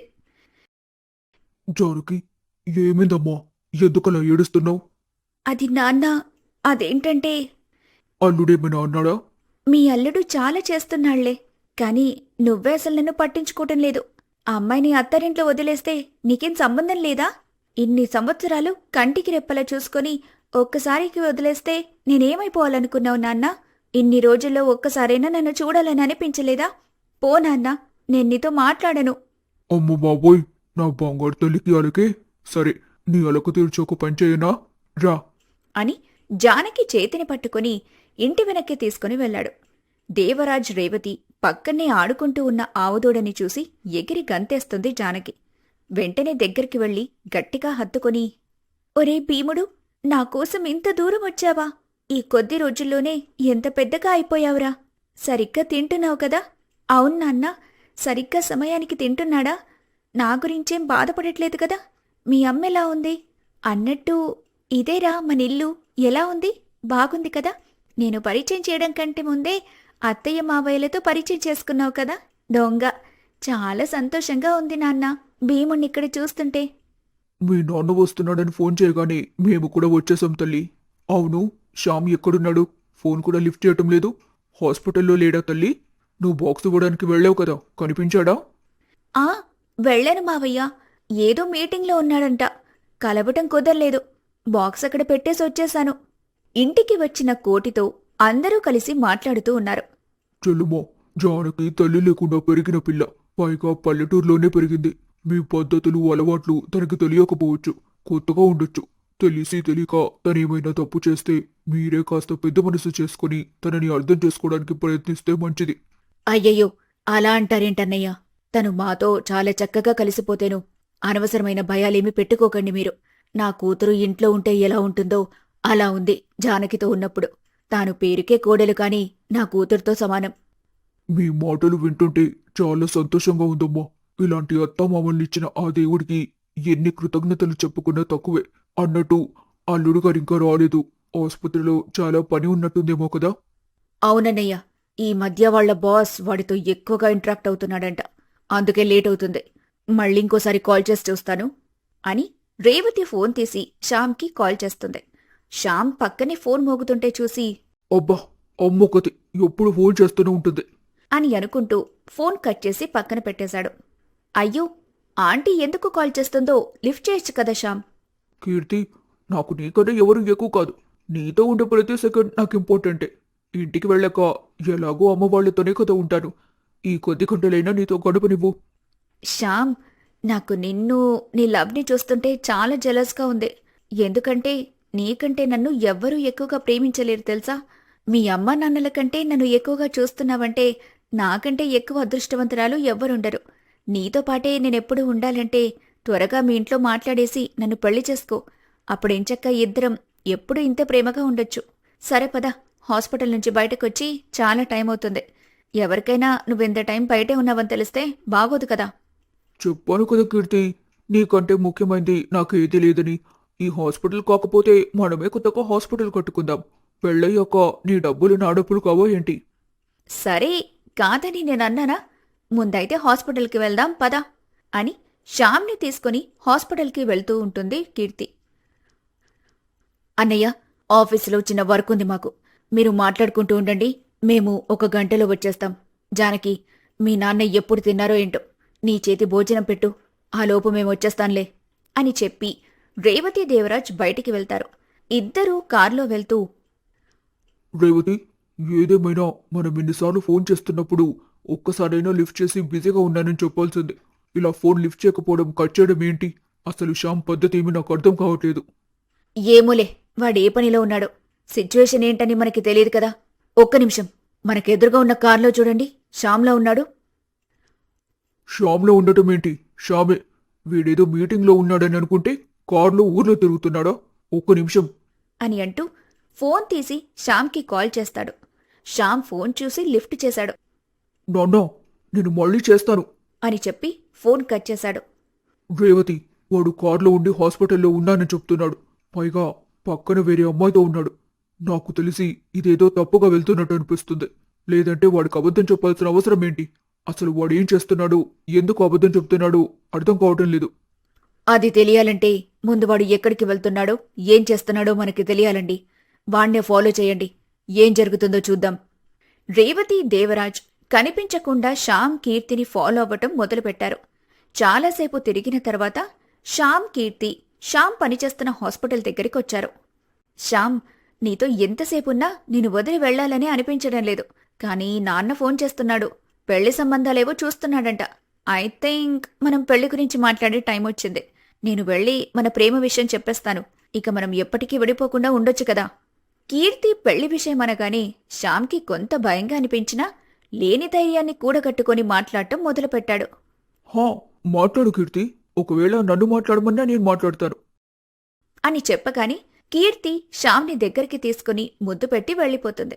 ఇదంతా దూరంగా ఉండి గమనిస్తున్న దేవరాజ్, రేవతి షాక్ అవుతారు. మీ అనుమానం నిజమైందండి. వీడు ఇంట్లో భార్య నుంచుకొని హాస్పిటల్లో ఈ అమ్మాయితో ఇంత సన్నిహితంగా తిరుగుతున్నాడంటే ఇది ఎప్పటికి ఒప్పుకోలేని తప్పు. ఆ అమ్మాయిని ఎక్కడో చూసినట్టుగా కూడా అనిపిస్తుంది నాకు. ఒకసారి శ్యామ్ కాలేజ్ ఫొటోస్ మీ దగ్గరుంటే ఓపెన్ చేయండి అని రేవతి అనగానే దేవరాజ్ చెకచక తన ఫోన్లో శ్యామ్ కాలేజ్ ఫొటోస్ ఓపెన్ చేసి చూపిస్తాడు. అది సంగతి. ఆ అమ్మాయి మరెవరో కాదు, కాలేజ్ టైంలో శ్యామ్ ప్రేమించిన కీర్తి. ఈ అమ్మాయిని మనసులో ఉంచుకొని వీడు ఇంకొక పెళ్లి చేసుకున్నాడా? లేక పెళ్లైన తర్వాత ఆ అమ్మాయి మళ్లీ వీడి జీవితంలోకి వచ్చుంటుందా? ఏదేమైనా 2 రకాలుగా చూసుకున్నా వాడిదే తప్పు. వాడిలా చేయడానికి కారణం ఏదైనా కావచ్చు. కాని మన కొడుగ్గా వాణ్ణి మార్చాల్సిన బాధ్యత మన మీద ఉంది. అవును రేవతి, ఒక పని చెయ్యి. నువ్వు ఏమీ తెలియనట్టు ఆ అమ్మాయితో పరిచయం పెంచుకో. నెమ్మదిగా శ్యామ్ అసలు విషయం తెలిసేలా చెయ్యి. కానీ జాగ్రత్త రేవతి, ఇది 2 వైపుల పద్దనున్న కత్తిలాంటి విషయం. నువ్వు శ్యామ్ని పూర్తిగా తప్పుగా చూపిస్తే ఆ అమ్మాయి వచ్చి ఇంట్లో గొడవ పెట్టే అవకాశం ఉంది. లేదంటే శ్యామ్ కీర్తి వైపుకు వెళ్లి జానకిని వదిలేసే అవకాశం ఉంది. 2 అంత మంచివి కావు. జాగ్రత్త. సరేనండి, ఆ విషయం నేను చూసుకుంటాను. కాని ఒక్క మాట, ఈ విషయం ఎట్టి పరిస్థితుల్లోనూ మన కోడలికి తెలియకూడదు. అసలే అమాయకపు పిల్ల. శ్యామ్ని ప్రాణం కన్నా ఎక్కువగా ప్రేమిస్తుంది. వాడిలా చేశాడని తెలిస్తే తట్టుకోగలదా? సరే, పద వెళ్దాం అని అనుకుని నెమ్మదిగా కీర్తిని ఫాలో చేయటం మొదలు పెడతారు. అలా కొంత దూరం వెళ్లిన తర్వాత కీర్తి ఒక నర్సరీ దగ్గర ఆగి ఎవరికోసమో ఎదురు చూస్తూ ఉంటుంది. ఇదేంటి ఇంతా తిరిగి మళ్ళీ మన ఇంటి దగ్గరలోకే వచ్చాం అని అంటుంది రేవతి. ఇంతలో జానకి అక్కడికొస్తుంది. జానకి కనిపించగానే కీర్తి జానకితో మాట్లాడటం మొదలుపెట్టింది. అది చూసిన దేవరాజ్, రేవతి మతి పోయినట్టయింది. ఏం జరుగుతుందండి ఇక్కడ? వాడేమో కీర్తితో సన్నిహితంగా ఉంటాడు. జానకి వచ్చి కీర్తితోనే మాట్లాడుతుంది.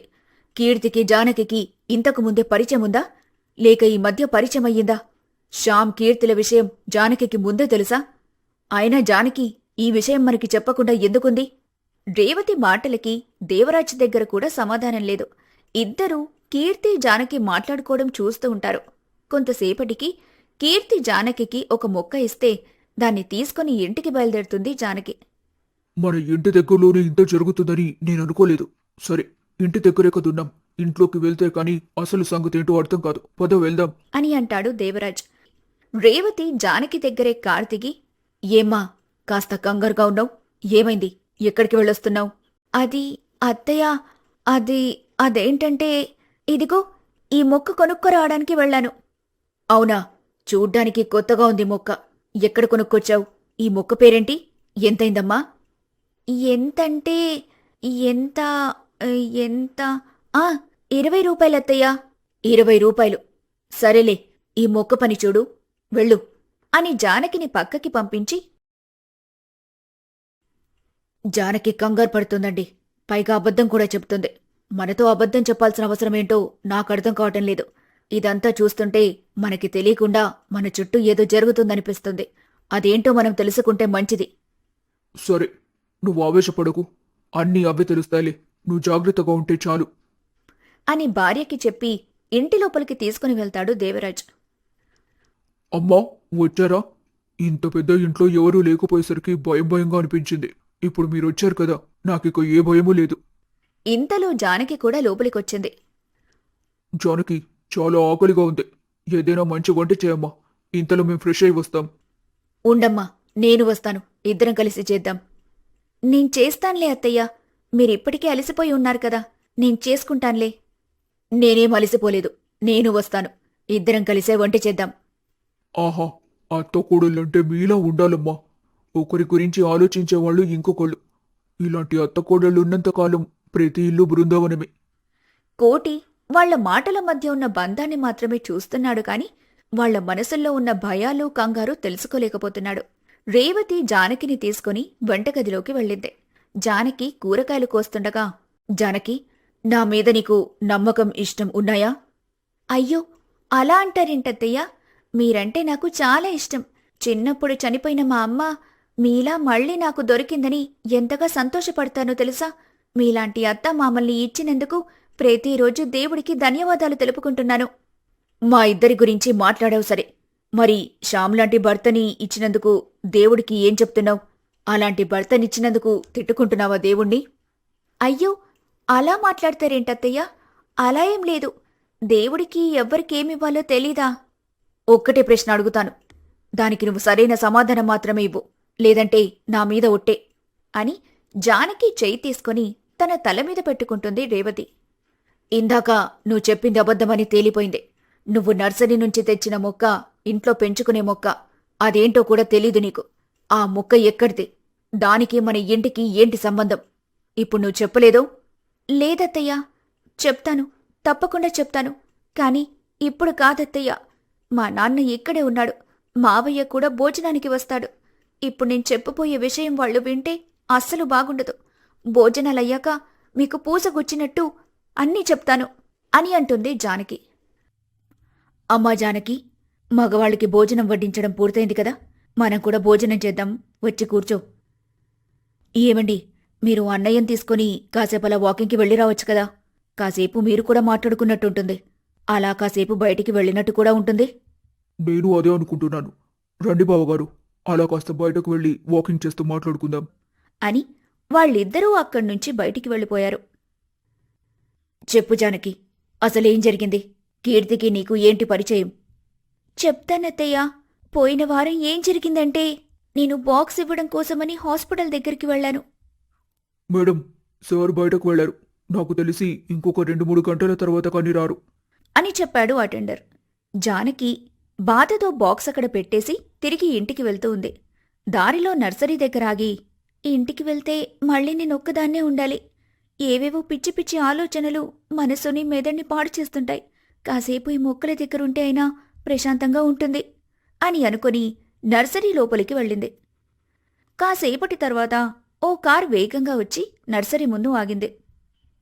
కీర్తి, ఇక్కడే ఆపు, నేనిక్కడి నుంచి వెళ్ళిపోతాను. అదేంటి శ్యామ్, నేనొచ్చినప్పటి నుంచే చూస్తున్నాను. మీ ఇంటికి కూడా నన్ను తీసుకెళ్లలేదు. పైగా ఈరోజు ఇంటి దగ్గర డ్రాప్ చేస్తానంటే ఇక్కడే కారు ఆపమని అంటున్నావు. కొంపతీసి నా గురించి మీ ఇంట్లో ఇంకా చెప్పలేదా? అది అది అలా అని కాదు. ఇప్పుడు నువ్వు ఇంటి దగ్గర డ్రాప్ చేస్తే అమ్మవాళ్ళు నా కారు తెలిసి ఇంకొక కారులో వస్తున్నావు ఎందుకని అడుగుతారు. అందుకని ఇక్కడే డ్రాప్ చేయమని చెప్తున్నాను. సరే, నీ ఇష్టం అని కార్ అక్కడే ఆపేసి శ్యామ్ని హక్ చేసుకుని వెళ్ళిపోయింది కీర్తి. ఆ తర్వాత నేను నర్సరీలో ఆగినప్పుడు ఆవిడ నా దగ్గరకొచ్చి ఈ మొక్కిచ్చింది. దానికి కారణం ఈరోజు వాళ్ళమ్మ పుట్టినరోజంట. వాళ్ళమ్మ ప్రతి పుట్టినరోజున ఇలా 5గురికి మొక్కలివ్వటం తనకు అలవాటంట. అలాగే నాకు కూడా ఇచ్చింది. తనెవరో నాకు తెలుసు కాని నేనెవరో తనకి తెలీదు. ఏదేమైనా వాళ్ళిద్దరినీ చూసిన ఆ రోజు నుంచి నా మనసులో లేదత్తయ్యా. అలాగని ఆయన మీద కోపం కూడా లేదు. నా కోపం, బాధంతా నా మీదే. నేనాయనకు సరైన జోడీ కాదు. అందుకే ఆయన వేరే అమ్మాయితో చనువుగా ఉంటున్నాడు. అంతేలేండత్తయ్యా. పెద్ద పెద్ద చదువులు చదువుకున్న మీరెక్కడా? చదువనేదే లేకుండా పల్లెటూరులో పశువుల మధ్య బ్రతికిన నేనెక్కడా? ఇంత బాధని మనసులో పెట్టుకుని ఎలా ఉంటున్నావమ్మా? కట్టుకున్న భర్త కళ్ల ముందు వేరే అమ్మాయితో ఉంటున్నాడని తెలిస్తే ఏ ఆడపిల్లైనా గొడవ చేస్తుంది. కాని నువ్వు ఇంటి పరువు గురించి ఆలోచించి ఆగిపోయావంటే నీలాంటి సంస్కారము ఎన్ని డిగ్రీలు చేస్తే వస్తుంది చెప్పు? ఇంత ఆలోచించిన నీకు న్యాయం నేను చేస్తాను. నువ్వేం బాధపడకు తల్లి, నేనంతా చూసుకుంటాను. అలా కాదత్తయ్యా, మీకీ విషయం తెలుసని మావయ్య. ఏంటమ్మా మావయ్య అంటున్నావు? మీ అత్త నా మీదేమైనా చాడీలు చెప్తుందా? అయ్యో, అదేం లేదు మావయ్య. సరే సరే, రేపు కొంచెం పనుంది, పదండి వెళ్ళి పడుకుందాం. అదేంటి చెల్లమ్మా, అల్లుడింకా రాలేదు? ఆలస్యమవుతుందని చెప్పాడా? హాస్పిటల్లో పనుందేమో అన్నయ్య. సరే, ఒకసారి కాల్ చేస్తానాగండి అని ఫోన్ తీసి శ్యామ్కి కాల్ చేస్తుంది. ఫోన్ లిఫ్ట్ చేసిన శ్యామ్, అమ్మా, ఈరోజు చిన్న అకేషన్ ఉంటే బయటకు వచ్చాను. రేపు ఉదయం వస్తాను ఇంటికి. రేయ్, మీ మావయ్యొచ్చాడ్రా, నిన్నడుగుతున్నాడు. నైట్ ఇంటికి రాకపోతే బాగోదు నువ్వే ఏదో ఒకటి చెప్పి మేనేజ్ చేయమ్మా. సరే, రేపు వచ్చేస్తాను అని ఫోన్ కట్ చేశాడు శ్యామ్. అమ్మా జానకి, శ్యామ్కి ఏదో పనుందట, అందుకే బయటికి వెళ్ళాడంటున్నాడు. రేపు ఉదయానికి గాని రాడంట. ఏవండి, మీరు అన్నయ్య ఒక గదిలో పడుకోండి, నేను జానకి ఒక దగ్గర పడుకుంటాం. అవునా, సరే మరి, గుడ్ నైట్. బావగారు మీరు రండి, అత్త కోడళ్ళు మనం మాట్లాడుకోవడానికి సమయం ఇచ్చారు. ఇంకేంటి ఊరి విషయాలు చెప్పండి. అని కోటిని మాట్లాడిస్తూ గదిలోకి తీసుకుని వెళ్తాడు. కోటి దేవరాజ్ ఏదో ఒక విషయం మీద గలగలా మాట్లాడుకుంటూ ఉంటే అత్తాకోడళ్లున్న గదిలో మాత్రం మౌనం రాజ్యమేలుతుంది. ఇద్దరి మెదడులో ఆలోచనలకి అంతు లేకుండా పోతుంది. ఆ ఆలోచనలకి అడ్డుకట్ట వేస్తూ రాజ్యమేలుతున్న మౌనాన్ని మోగిస్తూ రేవతి ఇలా అంది. జానకి, నీకు మా మీదేమైనా కోపముందా తల్లి? చెప్పాను కదత్తయ్యా, కోపమంతా నా మీదే. మీరు మంచివారు కాబట్టే పల్లెటూరి దాన్నైనా నన్ను కోడలిగా మీ ఇంటికి తీసుకొచ్చారు. కాని నాకే బుద్ధి లేదు. మీరు రమ్మనగానే వచ్చేయడమేనా? మీ స్థాయికి నేను సరిపోతానో లేదో కూడా చూసుకోవాలి కదా. అన్నింటినీ బానే ఆలోచిస్తున్నాను, కాని ఆయన వేరే అమ్మాయితో ఉండటం నేను తట్టుకోలేకపోతున్నానత్తయ్యా. కాని ఏం చేయాలో కూడా నాకు తెలియటం లేదు. నువ్వు పడుకో అమ్మా, నేను చూసుకుంటానని చెప్పాను కదా. నా మీద నమ్మకముంచు. నాకు ఒక్క నెల రోజుల సమయం ఇవ్వు. ఆ తర్వాత కూడా నీకిలాగే బాధ అనిపిస్తే నీ నిర్ణయం నువ్వు తీసుకో అని జానకి తలమీద చేయి పెట్టి తల నిమురుతూ ఉంది రేవతి. తరువాతి రోజు ఉదయాన్నే శ్యామ్ ఫోన్ మాట్లాడుతూ ఇంటికొచ్చాడు. ఎదురుగా ఉన్న తల్లిని చూసి ఫోన్ టక్కున కట్ చేసి పక్కన పెట్టాడు. ఇప్పటివరకు తిరిగొచ్చింది చాలు, వెంటనే వెళ్లి స్నానం చేసిరా అని రేవతి గట్టిగా మాట్లాడేసరికి మారు మాట్లాడకుండా స్నానానికి వెళ్లాడు శ్యామ్. వెంటనే శ్యామ్ ఫోన్ తీసుకుని అందులో నుంచి కీర్తి నంబర్ తీసుకుంది రేవతి. కీర్తితో ఫోన్ మాట్లాడ్డానికి బయటికి వెళ్ళింది. హలో, ఎవరు? అమ్మా కీర్తి, నేను రేవతి ఆంటీని. రేవతి ఆంటీ గుర్తు రావడం లేదు. శ్యామ్ వాళ్ల మమ్మీని. ఆంటీ ఆంటీ, సారీ ఆంటీ, టక్కున మీ నేమ్ చెప్పగానే గుర్తుపట్టలేకపోయాను. Sorry aunty. పర్లేదమ్మా, కానీ ఆంటీ మీరు నాకు ఫోన్ చేయడం అని కాస్త కంగారు పడుతూనే అడిగింది కీర్తి. నువ్వు అమెరికా నుంచొచ్చావని తెలిసిందే. చిన్న హెల్త్ ఇష్యూ. శ్యామ్ కూడా డాక్టరే, కాని వాడికి చెప్తే కంగారు పడతాడు కదా. అందుకే ఎవరైనా తెలిసిన డాక్టర్ ఉంటే కలుద్దామని చూస్తుంటే అంతలో నువ్వొచ్చావని తెలిసిందే. అందుకే ఫోన్ చేశాను. నేను ఫోన్ చేసిన విషయం శ్యామ్కి చెప్పొద్దు. అన్నట్టు శ్యామ్ కాంటాక్ట్లో ఉన్నాడు. అది అది ఒకసారి ఫ్రెండ్ కాన్ఫరెన్స్ కాల్లో మాట్లాడించాడు. శ్యామ్ హాస్పిటల్లో చాలా బిజీగా ఉన్నాడనుకుంటా ఆంటీ. అవునమ్మా, ఈ మధ్య చాలా బిజీగా ఉంటున్నాడు. సరే, ఇవన్నీ కలిసి తీరిగ్గా మాట్లాడుకుందాంలే. ఇంతకీ ఎప్పుడు ఎక్కడ కలుద్దాం చెప్పు. నైట్ చిన్న పార్టీ జరిగిందాంటీ, కొంచెం టైర్డ్గా ఉన్నాను. ఈవినింగ్ అలా కలుద్దాం. Evening 4 o'clock city centre coffee shop. సరేనమ్మా, అలాగే వస్తాను అని ఫోన్ కట్ చేసింది రేవతి. ఇంతలో శ్యామ్ కూడా స్నానం పూర్తి చేసుకుని హాల్లోకొచ్చాడు. శ్యామ్ని చూసిన కోటి సంతోషంగా, బాగున్న వాళ్ళుడు, వచ్చినప్పటినుంచి ఎదురు చూస్తున్నాను నీకోసం. కానీ మీ దర్శన భాగ్యం ఇప్పుడు కలిగింది. అవునా, సరే, టిఫిన్ చేశారా? నైట్ అంతా వేరే మూడ్లో ఉన్నా కదా, కాస్త టైర్డ్గా ఉంది. ఇప్పుడే మాట్లాడలేను, రెస్ట్ తీసుకుని ఈవినింగ్ వచ్చి మాట్లాడతాను అని చెప్పి జానకి తెచ్చిన టిఫిన్ని చకచకా తినేసి తన గదిలోకి వెళ్ళిపోయాడు. తరువాత ఇంట్లో అందరూ మౌనంగా ఉండిపోయారు. సాయంత్రం రేవతి అనుకున్న విధంగా కీర్తిని కలవడానికి వెళ్ళింది. కీర్తి కూడా అనుకున్న సమయానికి అక్కడికొచ్చింది. హాయ్ ఆంటీ, ఎలా ఉన్నారు? బాగున్నానమ్మా. ఏంటి, అమెరికా నుంచెప్పుడొచ్చావు? పెళ్లి చేసుకున్నావా? అయ్యయ్యో, ఇంకా పెళ్లి కాలేదాంటీ. కాలేజ్లో ఉన్నప్పుడు ఒకతన్ని ప్రేమించాను. అతని కోసమే అమెరికా నుంచొచ్చేశాను. ఇంట్లో మాట్లాడి పెళ్లి చేసుకోవడమే. అవునా, ఇంకా నీ పెళ్ళైపోయి ఉంటుందనుకున్నా. సరేలే, ఇంతకీ ఆ అబ్బాయి ఎవరు? నాకని శ్యామ్కి కాని తెలుసా? అంటే శ్యామ్ ఇంకా ఇంట్లో చెప్పలేదన్నమాట. అతనెలా చెప్పాలనుకున్నాడో ఏంటో. నేను ప్రేమించేది శ్యామ్ని అని చెప్పానంటే అసలుకే మోసం రావచ్చు. శ్యామ్ అని పేరు చెప్పకుండా మాట్లాడితే సరిపోతుంది.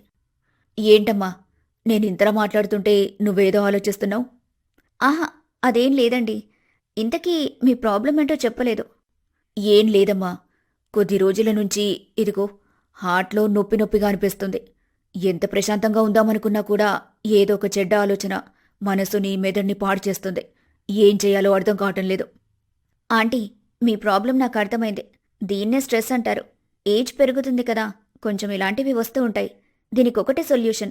మీరు ఏ ఇబ్బంది లేని ప్రశాంతమైన టైంని గడపడమే. అందుకే కదా నీ దగ్గరకొచ్చాను. నా ప్రశాంతత ఎక్కడికి పోదు అని మాట్లాడుతూ ఉండగాని శ్యామ్ దగ్గర్నుంచి ఫోన్ వస్తుంది. కీర్తి సైలెంట్లో పెడుతున్నా కూడా శ్యామ్ ఫోన్ చేస్తూనే ఉన్నాడు. అయ్యో, ఫోన్ అన్నిసార్లు చేస్తున్నారంటే అవతలి వాళ్ళకి ఎంత అవసరముందో ఏంటో. మాట్లాడమ్మా. ఫోన్ చేసేది ఆమె కొడుకే అని తెలిస్తే ఈ స్ట్రెస్ ఏమో గానీ హార్ట్అటాకే రావచ్చు మేబీ. నా బాయ్ ఫ్రెండ్ ఆంటీ, 2 నిమిషాలు మాట్లాడొస్తాను అని చెప్పి శ్యామ్తో ఫోన్ మాట్లాడడానికి పక్కకి వెళ్ళింది కీర్తి. ఏ ఏంటి ఎన్నిసార్లు ఫోన్ చేసినా లిఫ్ట్ చేయట్లేదు? క్లయింట్తో ఉన్నాను శ్యామ్, అయినా అన్నిసార్లు ఫోన్ చేస్తున్నావేంటి? నీతో మాట్లాడి చాలా టైం అయింది కదా, అందుకే చేశాను. సరే, ఏం చేస్తున్నావు ఇంతకీ? చెప్పాను కదా క్లయింట్తో ఉన్నాను. సరే, నేను కాసేపాగే కాల్ చేస్తాను. Miss you baby.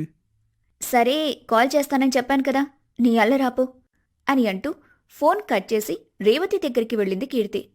ఇందాక ఎక్కడాగం? నీ బాయ్ ఫ్రెండ్ దగ్గర. కాలేజ్ టైంలో నువ్వు శ్యామ్ చాలా క్లోజ్ కదా.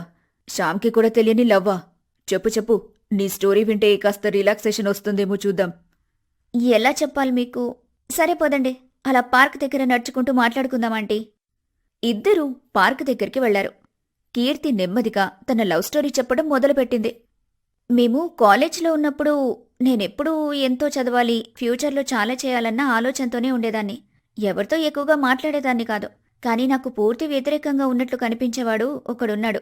వాడికి నాకు ఎలా కుదిరిందో ఏంటో తెలీదాంటీ, కానీ మొత్తానికి మా ఇద్దరికి సెట్ అయింది. అసలు మా ఫస్ట్ మీటింగ్ ఎలా జరిగిందో తెలుసా? కీర్తి చేతి నిండా పుస్తకాలు పట్టుకుని కంగారుగా నడుచుకుంటూ వెళ్తూ ఉంది. క్రికెట్ బ్యాట్ పట్టుకుని పరిగెడుతున్న శ్యామ్ వచ్చి కీర్తికి తగిలి ఇద్దరూ కింద పడిపోయారు. ఏయ్, ఎవరమ్మా నువ్వు? ఎగ్జామ్స్ దగ్గర పడ్డాయని టెన్షన్ పోగొట్టుకోవడానికి క్రికెట్ ఆడుతుంటే ఇలా అడ్డుపడుతున్నావు? ఎగ్జామ్స్ అంటే భయమున్న వాళ్ళు ఎవరైనా చదువుకుంటారు. ఇలా ఎగ్జామ్స్ ముందు ఆటలాడుకుంటూ కూర్చోరు. హలో హలో, ఆగండి కొంచెం. లైబ్రరీ మొత్తం మీరే మోసుకెళ్తున్నారు. ఇక మాకు చదువుకోవడానికి బుక్స్ ఎక్కడుంటాయి? పుస్తకాలు పురుగులో ఉండవు. పోయి బట్టి పట్టుకోపో అని కోపంగా చెప్పి అక్కడ్నుంచి వెళ్ళిపోయాడు శ్యామ్. కీర్తి కింద పడిపోయిన పుస్తకాలు తీసుకుని సర్దుకుంటూ శ్యామ్ని తిట్టుకుంటూ ఉంది. ఇలా ఫ్యూచర్ మీద కొంచెం కూడా భయం లేకుండా ఎలా ఉంటారో ఏంటో. ఇలాంటి వాళ్ల వల్లే టీచర్స్ పేరు, పేరెంట్స్ పరువు, ఎడ్యుకేషన్ సిస్టమ్ మీద మర్యాద పోతుంది. అలా రోజులు గడుస్తూ ఉన్నాయి. ఎగ్జామ్స్ జరుగుతూ ఉండటంతో ఎవరికి వారే అన్నట్టుగా ఉన్నారు అందరూ. కొద్ది రోజుల్లోనే ఎగ్జామ్స్ అయిపోవడంతో పాటు రిజల్ట్స్ కూడా వచ్చాయి. కీర్తి ఎంతో ఆత్రంగా వెళ్లి నోటీస్ బోర్డులో రిజల్ట్ చూసుకుంటూ ఉంది. అబ్బా, 2nd ప్లేస్ వచ్చింది. ఇంకొంచెం కష్టపడుంటే 1st ప్లేస్ వచ్చేది. 2nd ప్లేస్ అయినా ఏముందిలే, మార్క్స్ నేను అనుకున్నట్టే వచ్చాయి కదా. ఇంతకీ 1st ప్లేస్ ఎవరబ్బా అని అనుకుని మళ్లీ నోటీస్ బోర్డు చూడగా 1st ప్లేస్లో శ్యామ్ అని పేరు కనిపించింది. 1st place Shyama? ఈ పేరే నేను ఇప్పటివరకు వినలేదే. ఎవరై ఉంటారబ్బా? ఎవరైతే ఏముందిలే, బాగా చదువుంటారు, అందుకే 1st ప్లేస్ వచ్చింది. అలాంటి వాళ్లతో ఫ్రెండ్షిప్ చేస్తే మన స్టడీస్ కూడా పెరుగుతాయి. అసలు అతనెవరో తెలుసుకుని కంగ్రాట్స్ చెప్పి రావాలి అని అనుకుని శ్యామ్ కోసం వెతకటం మొదలుపెట్టింది కీర్తి. కొంత దూరం వెళ్లి అక్కడ కనిపించిన వ్యక్తి దగ్గరికి చేరుకుంది. అప్పుడే శ్యామ్ కూడా అతని దగ్గరకొచ్చాడు. రే మచ్చా, మూవీకి వెళ్దామనుకున్నా కదా, పద త్వరగా. వీడేంటి ఇక్కడున్నాడు? ఎవరెక్కడుంటే మనకెందుకులే. హాయ్, నేను శ్యామ్ని కలవాలనుకుంటున్నాను. ఎక్కడుంటాడో మీకేమైనా తెలుసా? మచ్చా, శ్యామ్ని కలవాలంటారా? శ్యామ్ని కలవాలా మేడం? చెప్తాము. కానీ ఇంతకీ శ్యామ్ని ఎందుకు కలవాలని అనుకుంటున్నారో తెలుసుకోవచ్చా? అతను సెమ్ ఎగ్జామ్స్లో టాపర్ కదా, అందుకే కలిసి కంగ్రాట్స్ చెప్దామని అడుగుతున్నాను. ఇంతకీ ఎక్కడున్నాడో చెప్తారా లేదా? చెప్తాం మేడం, చెప్పకుండా ఎందుకుంటాం. నేరుగా వెళ్తే అక్కడొక రూమ్ ఉంది కదా, ఆ రూమ్ పక్కన రూమ్లో చైర్పై పడుకొని ఉన్నాడు శ్యామ్. వెళ్ళి మాట్లాడండి అని చెప్పగానే అక్కడ్నుంచి చకచకా వెళ్ళిపోయింది కీర్తి. ఒరే శ్యామ్, అలా వెళ్ళిపోయిందేంట్రా? అయినా అక్కడుంది ప్రిన్సిపల్ కదరా. నీ గురించి అడిగితే ఆ ప్రిన్సిపల్కి బలి చేసావేంట్రా ఆ అమ్మాయిని?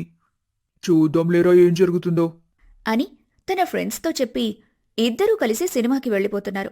కీర్తి నేరుగా శ్యామ్ చెప్పిన గదిలోకి వెళ్లి అక్కడ కుర్చీపై పడుకొని ఉంది ప్రిన్సిపల్ అని చూడకుండా శ్యామ్ అనుకుని లేపింది. ఒక్కసారిగా ఉలిక్కిపడి లేచిన ప్రిన్సిపల్ కీర్తికేసి కోపంగా చూస్తున్నాడు. సార్, మీరని అనుకోలేదు సార్. బయట వాళ్ళు మీరే శ్యామ్ అని చెప్తే అదే అనుకుని అనుకోకుండా ఇలా చేశాను బయట వాళ్ళు పంపించారా? ఎవరు పంపించారు? పద చూపించు అని చెరచెరా కీర్తిని బయటకు లాక్కెళ్లాడు ప్రిన్సిపల్. అక్కడ ఎవ్వరూ లేకపోవడంతో కీర్తి కంగుతింది. సార్, ఇందాక వరకు ఇక్కడే ఉన్నారు సార్. చూడమ్మా, లెక్చరర్స్ మీద ప్రిన్సిపల్ మీద జోక్స్ వేయడం, ప్రాంక్లు చేయడం స్టూడెంట్స్కి బాగా అలవాటైంది. ఇప్పుడు అవి మీకు సరదాగా అనిపించినా వాళ్ళని ఎంత ఇబ్బంది పడతాయో ఆలోచించే వయసు కాదు మీది. ఇది మీకు క్లాస్ తీసుకోవాలని చెప్పడం లేదు. ఇలా చెప్తూ పోతుంటే ఒక్కరికైనా అర్థమవుతుందేమో అని చెప్తున్నాను. సరే, వెళ్ళి బాగా చదువుకో అని అక్కడ్నుంచి పంపించేశాడు. కీర్తి తల వంచుకొని అక్కడ్నుంచి వెళ్ళిపోయింది. సాయంత్రం సమయంలో శ్యామ్ కాలేజీ ముందు కనిపించాడు. కీర్తి పరిగెత్తుకుంటూ అతని దగ్గరికి వెళ్లి కోపంగా చూస్తూ, ఒరేయ్ వెధవా, నీ వల్ల ప్రిన్సిపల్తో మాటలు పడాల్సొచ్చింది. నీ కంటికి నేనెలా కనిపిస్తున్నాను? నీ సంగతి ఇప్పుడే చెప్తాన్రా. పద, ప్రిన్సిపల్ దగ్గరికి వెళ్దాం అని శ్యామ్ చేయి పట్టుకుని లాక్కెళ్తూ ఉంది. ఇంతలో శ్యామ్ ఫ్రెండ్ వచ్చి వాళ్ళిద్దరినీ ఆపి, రే శ్యామ్, ఏం జరుగుతుందిరా ఇక్కడ? శ్యామా? శ్యామ్ ఎక్కడున్నాడు? ఉదయం నుంచి అతని కోసమే కదా నేను చూస్తున్నాను. ఎదురుగా శ్యామ్ని పెట్టుకొని ఎక్కడున్నాడని అడుగుతున్నావా? నాకు కావాల్సింది ఇలా అందర్నీ ఏడిపించే శ్యామ్ కాదు, ఈ సెమ్ టాపర్ శ్యామ్. ఆ టాపర్ శ్యామే నీ ఎదురుగా ఉన్న శ్యామ్. మన ప్రిన్సిపల్ దగ్గరికి నేను ఏడిపించాలని కాదు పంపించింది. ఆ ప్రిన్సిపల్ స్టూడెంట్స్ని పట్టించుకోకుండా రూమ్లో నిద్రపోతున్నాడు, అందుకే అలా చేశాడు. ఎనీవే, నేను చేసిన పనికి మీరు ఇబ్బంది పడ్డారు కదా, సారీ అండి. అయ్యో, అలా ఏం లేదులే, నా పేరు కీర్తి అని అంటూ శ్యామ్కి షేక్ హ్యాండ్ ఇచ్చింది. ఆ రోజు నుంచి కీర్తి ఏ డౌట్ వచ్చినా శ్యామ్నే అడుగుతూ ఉండేది. అలా కొద్ది రోజుల్లోనే వాళ్ల పరిచయం చాలా బలమైన స్నేహంగా మారింది. ఒకరోజు శ్యామ్ ఒంటరిగా క్యాంటీన్లో కూర్చొని ఉండటం చూసిన కీర్తి అతని దగ్గరికొచ్చింది. శ్యామ్, ఏమైంది? ఎందుకలా డల్గా ఉన్నావు? Anything wrong? నథింగ్ కీర్తి, నాన్నకి హెల్త్ బాగాలేదంట, హాస్పిటల్లో జాయిన్ చేశారంట. ఎలాగైనా సరే వెళ్ళాలి, కానీ ఈరోజే ఇంపార్టెంట్ ప్రాక్టికల్ ఉంది. ఏం చేయాలో అర్థం కావటం లేదు. ఇదేనా నీ ప్రాబ్లం? సరే, నువ్వు వెళ్ళి ఫ్రెష్ అయ్యొచ్చేయి, మీ నాన్న దగ్గరికి వెళ్దాం. అదేలాగా? నేను చూసుకుంటాను కదా, నీకెందుకు, నువ్వు వెళ్ళు ఫస్ట్ అని శ్యామ్ని పంపించేస్తుంది కీర్తి. శ్యామ్ వచ్చేలోపు ఎవరికో ఫోన్ చేస్తూ మాట్లాడుతూ ఉంది. శ్యామ్ రాగాని పద అని కార్ దగ్గరికి తీసుకుని వెళ్ళింది. కార్లో వెళ్తే 30 మినిట్స్లో హాస్పిటల్కి వెళ్ళొచ్చు. అక్కడ 1 అవర్ ఉండి రిటర్న్ అయితే మళ్ళీ 30 మినిట్స్, 2 అవర్స్లో మళ్ళీ కాలేజ్కి వచ్చేయొచ్చు. నువ్వు ప్రాక్టికల్కి కూడా అటెండ్ అవ్వచ్చు అని అనగాని ఇద్దరూ చకచకా కార్లో హాస్పిటల్కి బయలుదేరారు. శ్యామ్ తన తండ్రిని చూసి డాక్టర్స్తో మాట్లాడి తిరిగి కాలేజ్కొచ్చాడు. కాలేజ్కొచ్చిన శ్యామ్ హడావిడిగా ప్రాక్టికల్కి వెళ్లి అటెండ్ అయ్యాడు. సాయంత్రం కీర్తి దగ్గరికి పరిగెత్తుకుంటూ వచ్చి కౌగిలించుకున్నాడు. కీర్తి, నువ్వు లేకపోయి ఉంటే నాన్నని కలిసేవాడినే కాదు, ప్రాక్టికల్కి అటెండ్ అయ్యేవాడిని కాదు. నువ్వు ఈ రోజు నా వెంట ఉంటే ఎంత ధైర్యంగా అనిపించిందో తెలుసా? ఇలానే నా జీవితం అంతా ఉంటావా కీర్తి? అని అనటంతో కీర్తికి ఏం మాట్లాడాలో అర్థం కాలేదు. కాని శ్యామ్కి తన మీద ప్రేమ ఉందని మాత్రం అర్థమైంది. ఆ రోజు నుంచి కీర్తి కూడా శ్యామ్తో ప్రేమగా మెలుగుతూ వచ్చింది. అలా వాళ్ల ప్రేమలో ఉండగానే కాలేజ్ చదువు పూర్తయింది. శ్యామ్, నువ్వు లేకపోయి ఉంటే నేను కాలేజీలో ఎలా ఉండేదాన్నో కూడా అర్థం కావటం లేదు. నీ వల్లే నాకు ఈ మెడిసిన్ మీద చాలా నాలెడ్జ్ వచ్చింది. మనం ఇక్కడితో ఎడ్యుకేషన్ని స్టాప్ చేయకుండా అమెరికా వెళ్లి మాస్టర్స్ చేద్దాం. చక్కగా పెళ్లి చేసుకుని మనమే సొంతంగా హాస్పిటల్ కట్టేద్దాం. అంతా బానే ఉంది కీర్తి, కానీ అమ్మా నాన్నలను వదిలి నేను అమెరికా రాలేను. నీకు నా మీద ఇష్టం ఉంటే నాతో పాటు ఇక్కడే ఉండు, లేదంటే నీ ఇష్టం. నీకు అమ్మా నాన్నలతో ఉండటం అంటే ఇష్టం సరే, దానికి నేను కాదనటం లేదు. కానీ వాళ్ల కోసం నీ లైఫ్ని పోగొట్టుకుంటున్నావని అర్థమవుతుందా? నీతో పాటు నన్ను కూడా ఇక్కడే ఉండమని అంటున్నావు అంటే నా లైఫ్ని నువ్వు కామెంట్ చేస్తున్నావా? నీకెలా అనిపించినా నేను అమెరికా రాలేను కీర్తి. నన్ను కాదని నువ్వు వెళ్తాననుకుంటే నీ ఇష్టం. నీ లైఫ్లో నీకు నీ అమ్మ నాన్న ఎంత ఇంపార్టెంటో నా లైఫ్లో నేను ఎదగడం కూడా నాకు అంత ఇంపార్టెంట్. నీ డెసిషన్ నువ్వు మార్చుకోలేనట్టే నా డెసిషన్ కూడా నేను మార్చుకోలేను. నెక్స్ట్ వీక్ వరకు నీకు టైం ఉంది నాతో పాటు అమెరికా రావడానికి. ఇక నీ ఇష్టం అని చెప్పేసి అక్కడ్నుంచి వెళ్ళిపోయింది కీర్తి. శ్యామ్ ఆలోచిస్తూ ఇంటి దారి పట్టాడు. అదాంటి సంగతి, అలా ప్రేమించుకొని అమెరికా వల్ల విడిపోయాం. అతను లేకుండా నేను ఉండగలననుకున్నాను, కానీ ఉండటం నా వల్ల అవ్వలేదు. సో నేను ప్రేమించిన అతని కోసం తిరిగొచ్చేశాను. అవునా? ఇంతకీ అతనికి పెళ్ళైందో లేదో కనుక్కున్నావా మరి? నువ్వతన్ని కాదని వెళ్ళాక అతను నీ మీద కోపంతో పెళ్లి చేసుకునుంటే ఇంత త్యాగం చేసిన నీ పరిస్థితి ఏంటని ఆలోచించావా లేదా? అతనికి ఖచ్చితంగా పెళ్ళయ్యుండదంటీ. నేను ప్రేమించిన అతని గురించి నాకు తెలీదా? ఎందుకైనా మంచిది, ఒకసారి కనుక్కో తల్లి. ఎన్ని చూడట్లేదు ఈ రోజుల్లో ఇలాంటివి. సరే, వీలుంటే ఒకసారి అతన్ని నాకు కూడా పరిచయం చెయ్యి. తప్పకుండా చేస్తానంటీ. నీ కొడుకే నేను ప్రేమించిన వాడని పరిచయం చేస్తే మీ గుండె ఆగిపోవడం ఖాయం అని కీర్తి మనసులో అనుకుంటే, ఇటు రేవతి కూడా తన మనసులో నువ్వు ప్రేమించింది నా కొడుకునే అని, వాడికి పెళ్లి కూడా అయిపోయిందని తెలిస్తే నీ పరిస్థితేంటో అని అనుకుంటుంది. సరే తల్లి, మళ్ళీ రేపు కలుద్దాం. నా కొడుకింటికొచ్చే టైం అవుతుంది. మళ్ళీ నేను కనిపించకపోతే కంగారు పడిపోతాడు. సరే ఆంటీ, బాయ్. రేవతి కూడా అక్కడ్నుంచి వెళ్ళిపోయింది. రేవతి కీర్తితో శ్యామ్ తన కొడుకు అని చెప్పకుండా మాట్లాడి కీర్తి మనసులో నెమ్మదిగా అనుమాన బీజం నాటింది. ఎలాగైనా సరే శ్యామ్కి పెళ్లైందా లేదా తెలుసుకోవాలని కీర్తి ప్రయత్నాలు మొదలుపెట్టింది. ఆ ప్రయత్నంలో భాగంగానే శ్యామ్కి ఫోన్ చేసింది. ఇంట్లో ఉన్న శ్యామ్ ఫోన్ తీసుకుని చకచకా బయటకు పరుగు తీశాడు. కీర్తి చెప్పు, ఏంటి ఈ టైంలో ఫోన్ చేశావు? ఈ టైంలో చేశావంటే నీతో మాట్లాడడానికి టైం అంటూ ఉండాలా ఏంటి? నాకు చేయాలనిపించింది చేశాను. ఏంటి చేయకూడదా? అలా అని అనలేదు. నేను అలా ఎందుకు మాట్లాడతాను? సరే కాని అసలు నేనెందుకు ఫోన్ చేశానో తెలుసా? మా ఫ్రెండ్ని ఒకడు ప్రేమిస్తున్నానని చెప్పి ఎంత మోసం చేశాడు తెలుసా? మోసమా? ఏమైంది? చెప్తాలే కాని ఒక విషయం చెప్పు. మనం కాలేజీలో ఉన్నప్పుడు మీ ఇంటికి వెళ్ళాం కదా, అప్పుడు తీసుకెళ్ళావు కాని ఇప్పుడెందుకు తీసుకెళ్లలేదు? రేపు మీ ఇంటికి వెళ్ళి ఆంటీని అంకుల్ని కలుద్దామా? ఇంటికొస్తావా? ఆ ఇంటికే కదా వస్తానంటున్నాను. దానికంత గట్టిగా అనాలా? ఏమైంది? ఏదైనా ప్రాబ్లమా శ్యామ్? ప్రాబ్లమా అంటే చిన్న ప్రాబ్లం ఉంది. అదేంటంటే అది ఆ నేను నిన్ను సర్ప్రైజ్ చేయాలనుకున్నాను. నీ గురించి 2 డేస్ లీవ్ పెట్టాను. మనం ఎక్కడికైనా దూరంగా ట్రిప్ వెళ్దామా అని. అఫ్కోర్స్ వెళ్దాం శ్యామ్. దానికి నువ్వెందుకు అంతలా టెన్షన్ పడుతున్నావు? నువ్వు నా గురించి ఆలోచిస్తావని నాకు తెలుసు Shyam. I love you Shyam. Love you too Keerthi. Keerthi పైకి శ్యామ్తో ప్రేమగా మాట్లాడుతున్నా ఇంటికి వస్తాననగానే శ్యామ్ మాటల్లో కంగారుని గమనించింది. దాంతో తన అనుమానం ఇంకాస్త బలపడింది. ఇదిలా ఉండగా శ్యామ్కి కూడా కీర్తి మీద అనుమానం మొదలైంది. శ్యామ్ ఏంటి ఇంటికి వస్తాననగానే కంగారు పడుతున్నాడు? కొంపదీసి ఆంటీ చెప్పినట్టుగా వేరే పెళ్లి చేసుకుని ఉంటాడా? అలా ఏం చేసుకునున్నాడని నా నమ్మకం. ఎంత నమ్మకంగా ఉన్నా కాని ఏదో మూల భయంగా కూడా ఉంది. ఏదొకటి తేల్చాలి. కీర్తి ఏంటి ఏ రోజు అడగనిది ఈ రోజు ఇలా అడిగింది? అది కూడా ఎప్పుడు ఫోన్ చేయని టైంలో ఫోన్ చేసి సడన్ గా టాపిక్ తీసిందంటే నాకేదో తేడా కనిపిస్తుంది. అసలు కీర్తికి ఏమైందో తెలుసుకోవాలి. అన్నింటికంటే ముందు ఒక పని చేయాలి. కీర్తిని ఏమార్చడానికి లీవ్ తీసుకుని ట్రిప్ అని చెప్పాను. ముందు ఆ లీవ్ సంగతి చూడాలి. 2 రోజుల పాటు ఇంట్లో ఉండకుండా వెళ్తానంటే ఇక్కడేమంటారు? ఇదేంటి అన్ని సమస్యలు ఒక్కసారి మీద పడ్డట్టు అనిపిస్తుంది. శ్యామ్, నువ్వు చాలా తెలివైన వాడివి.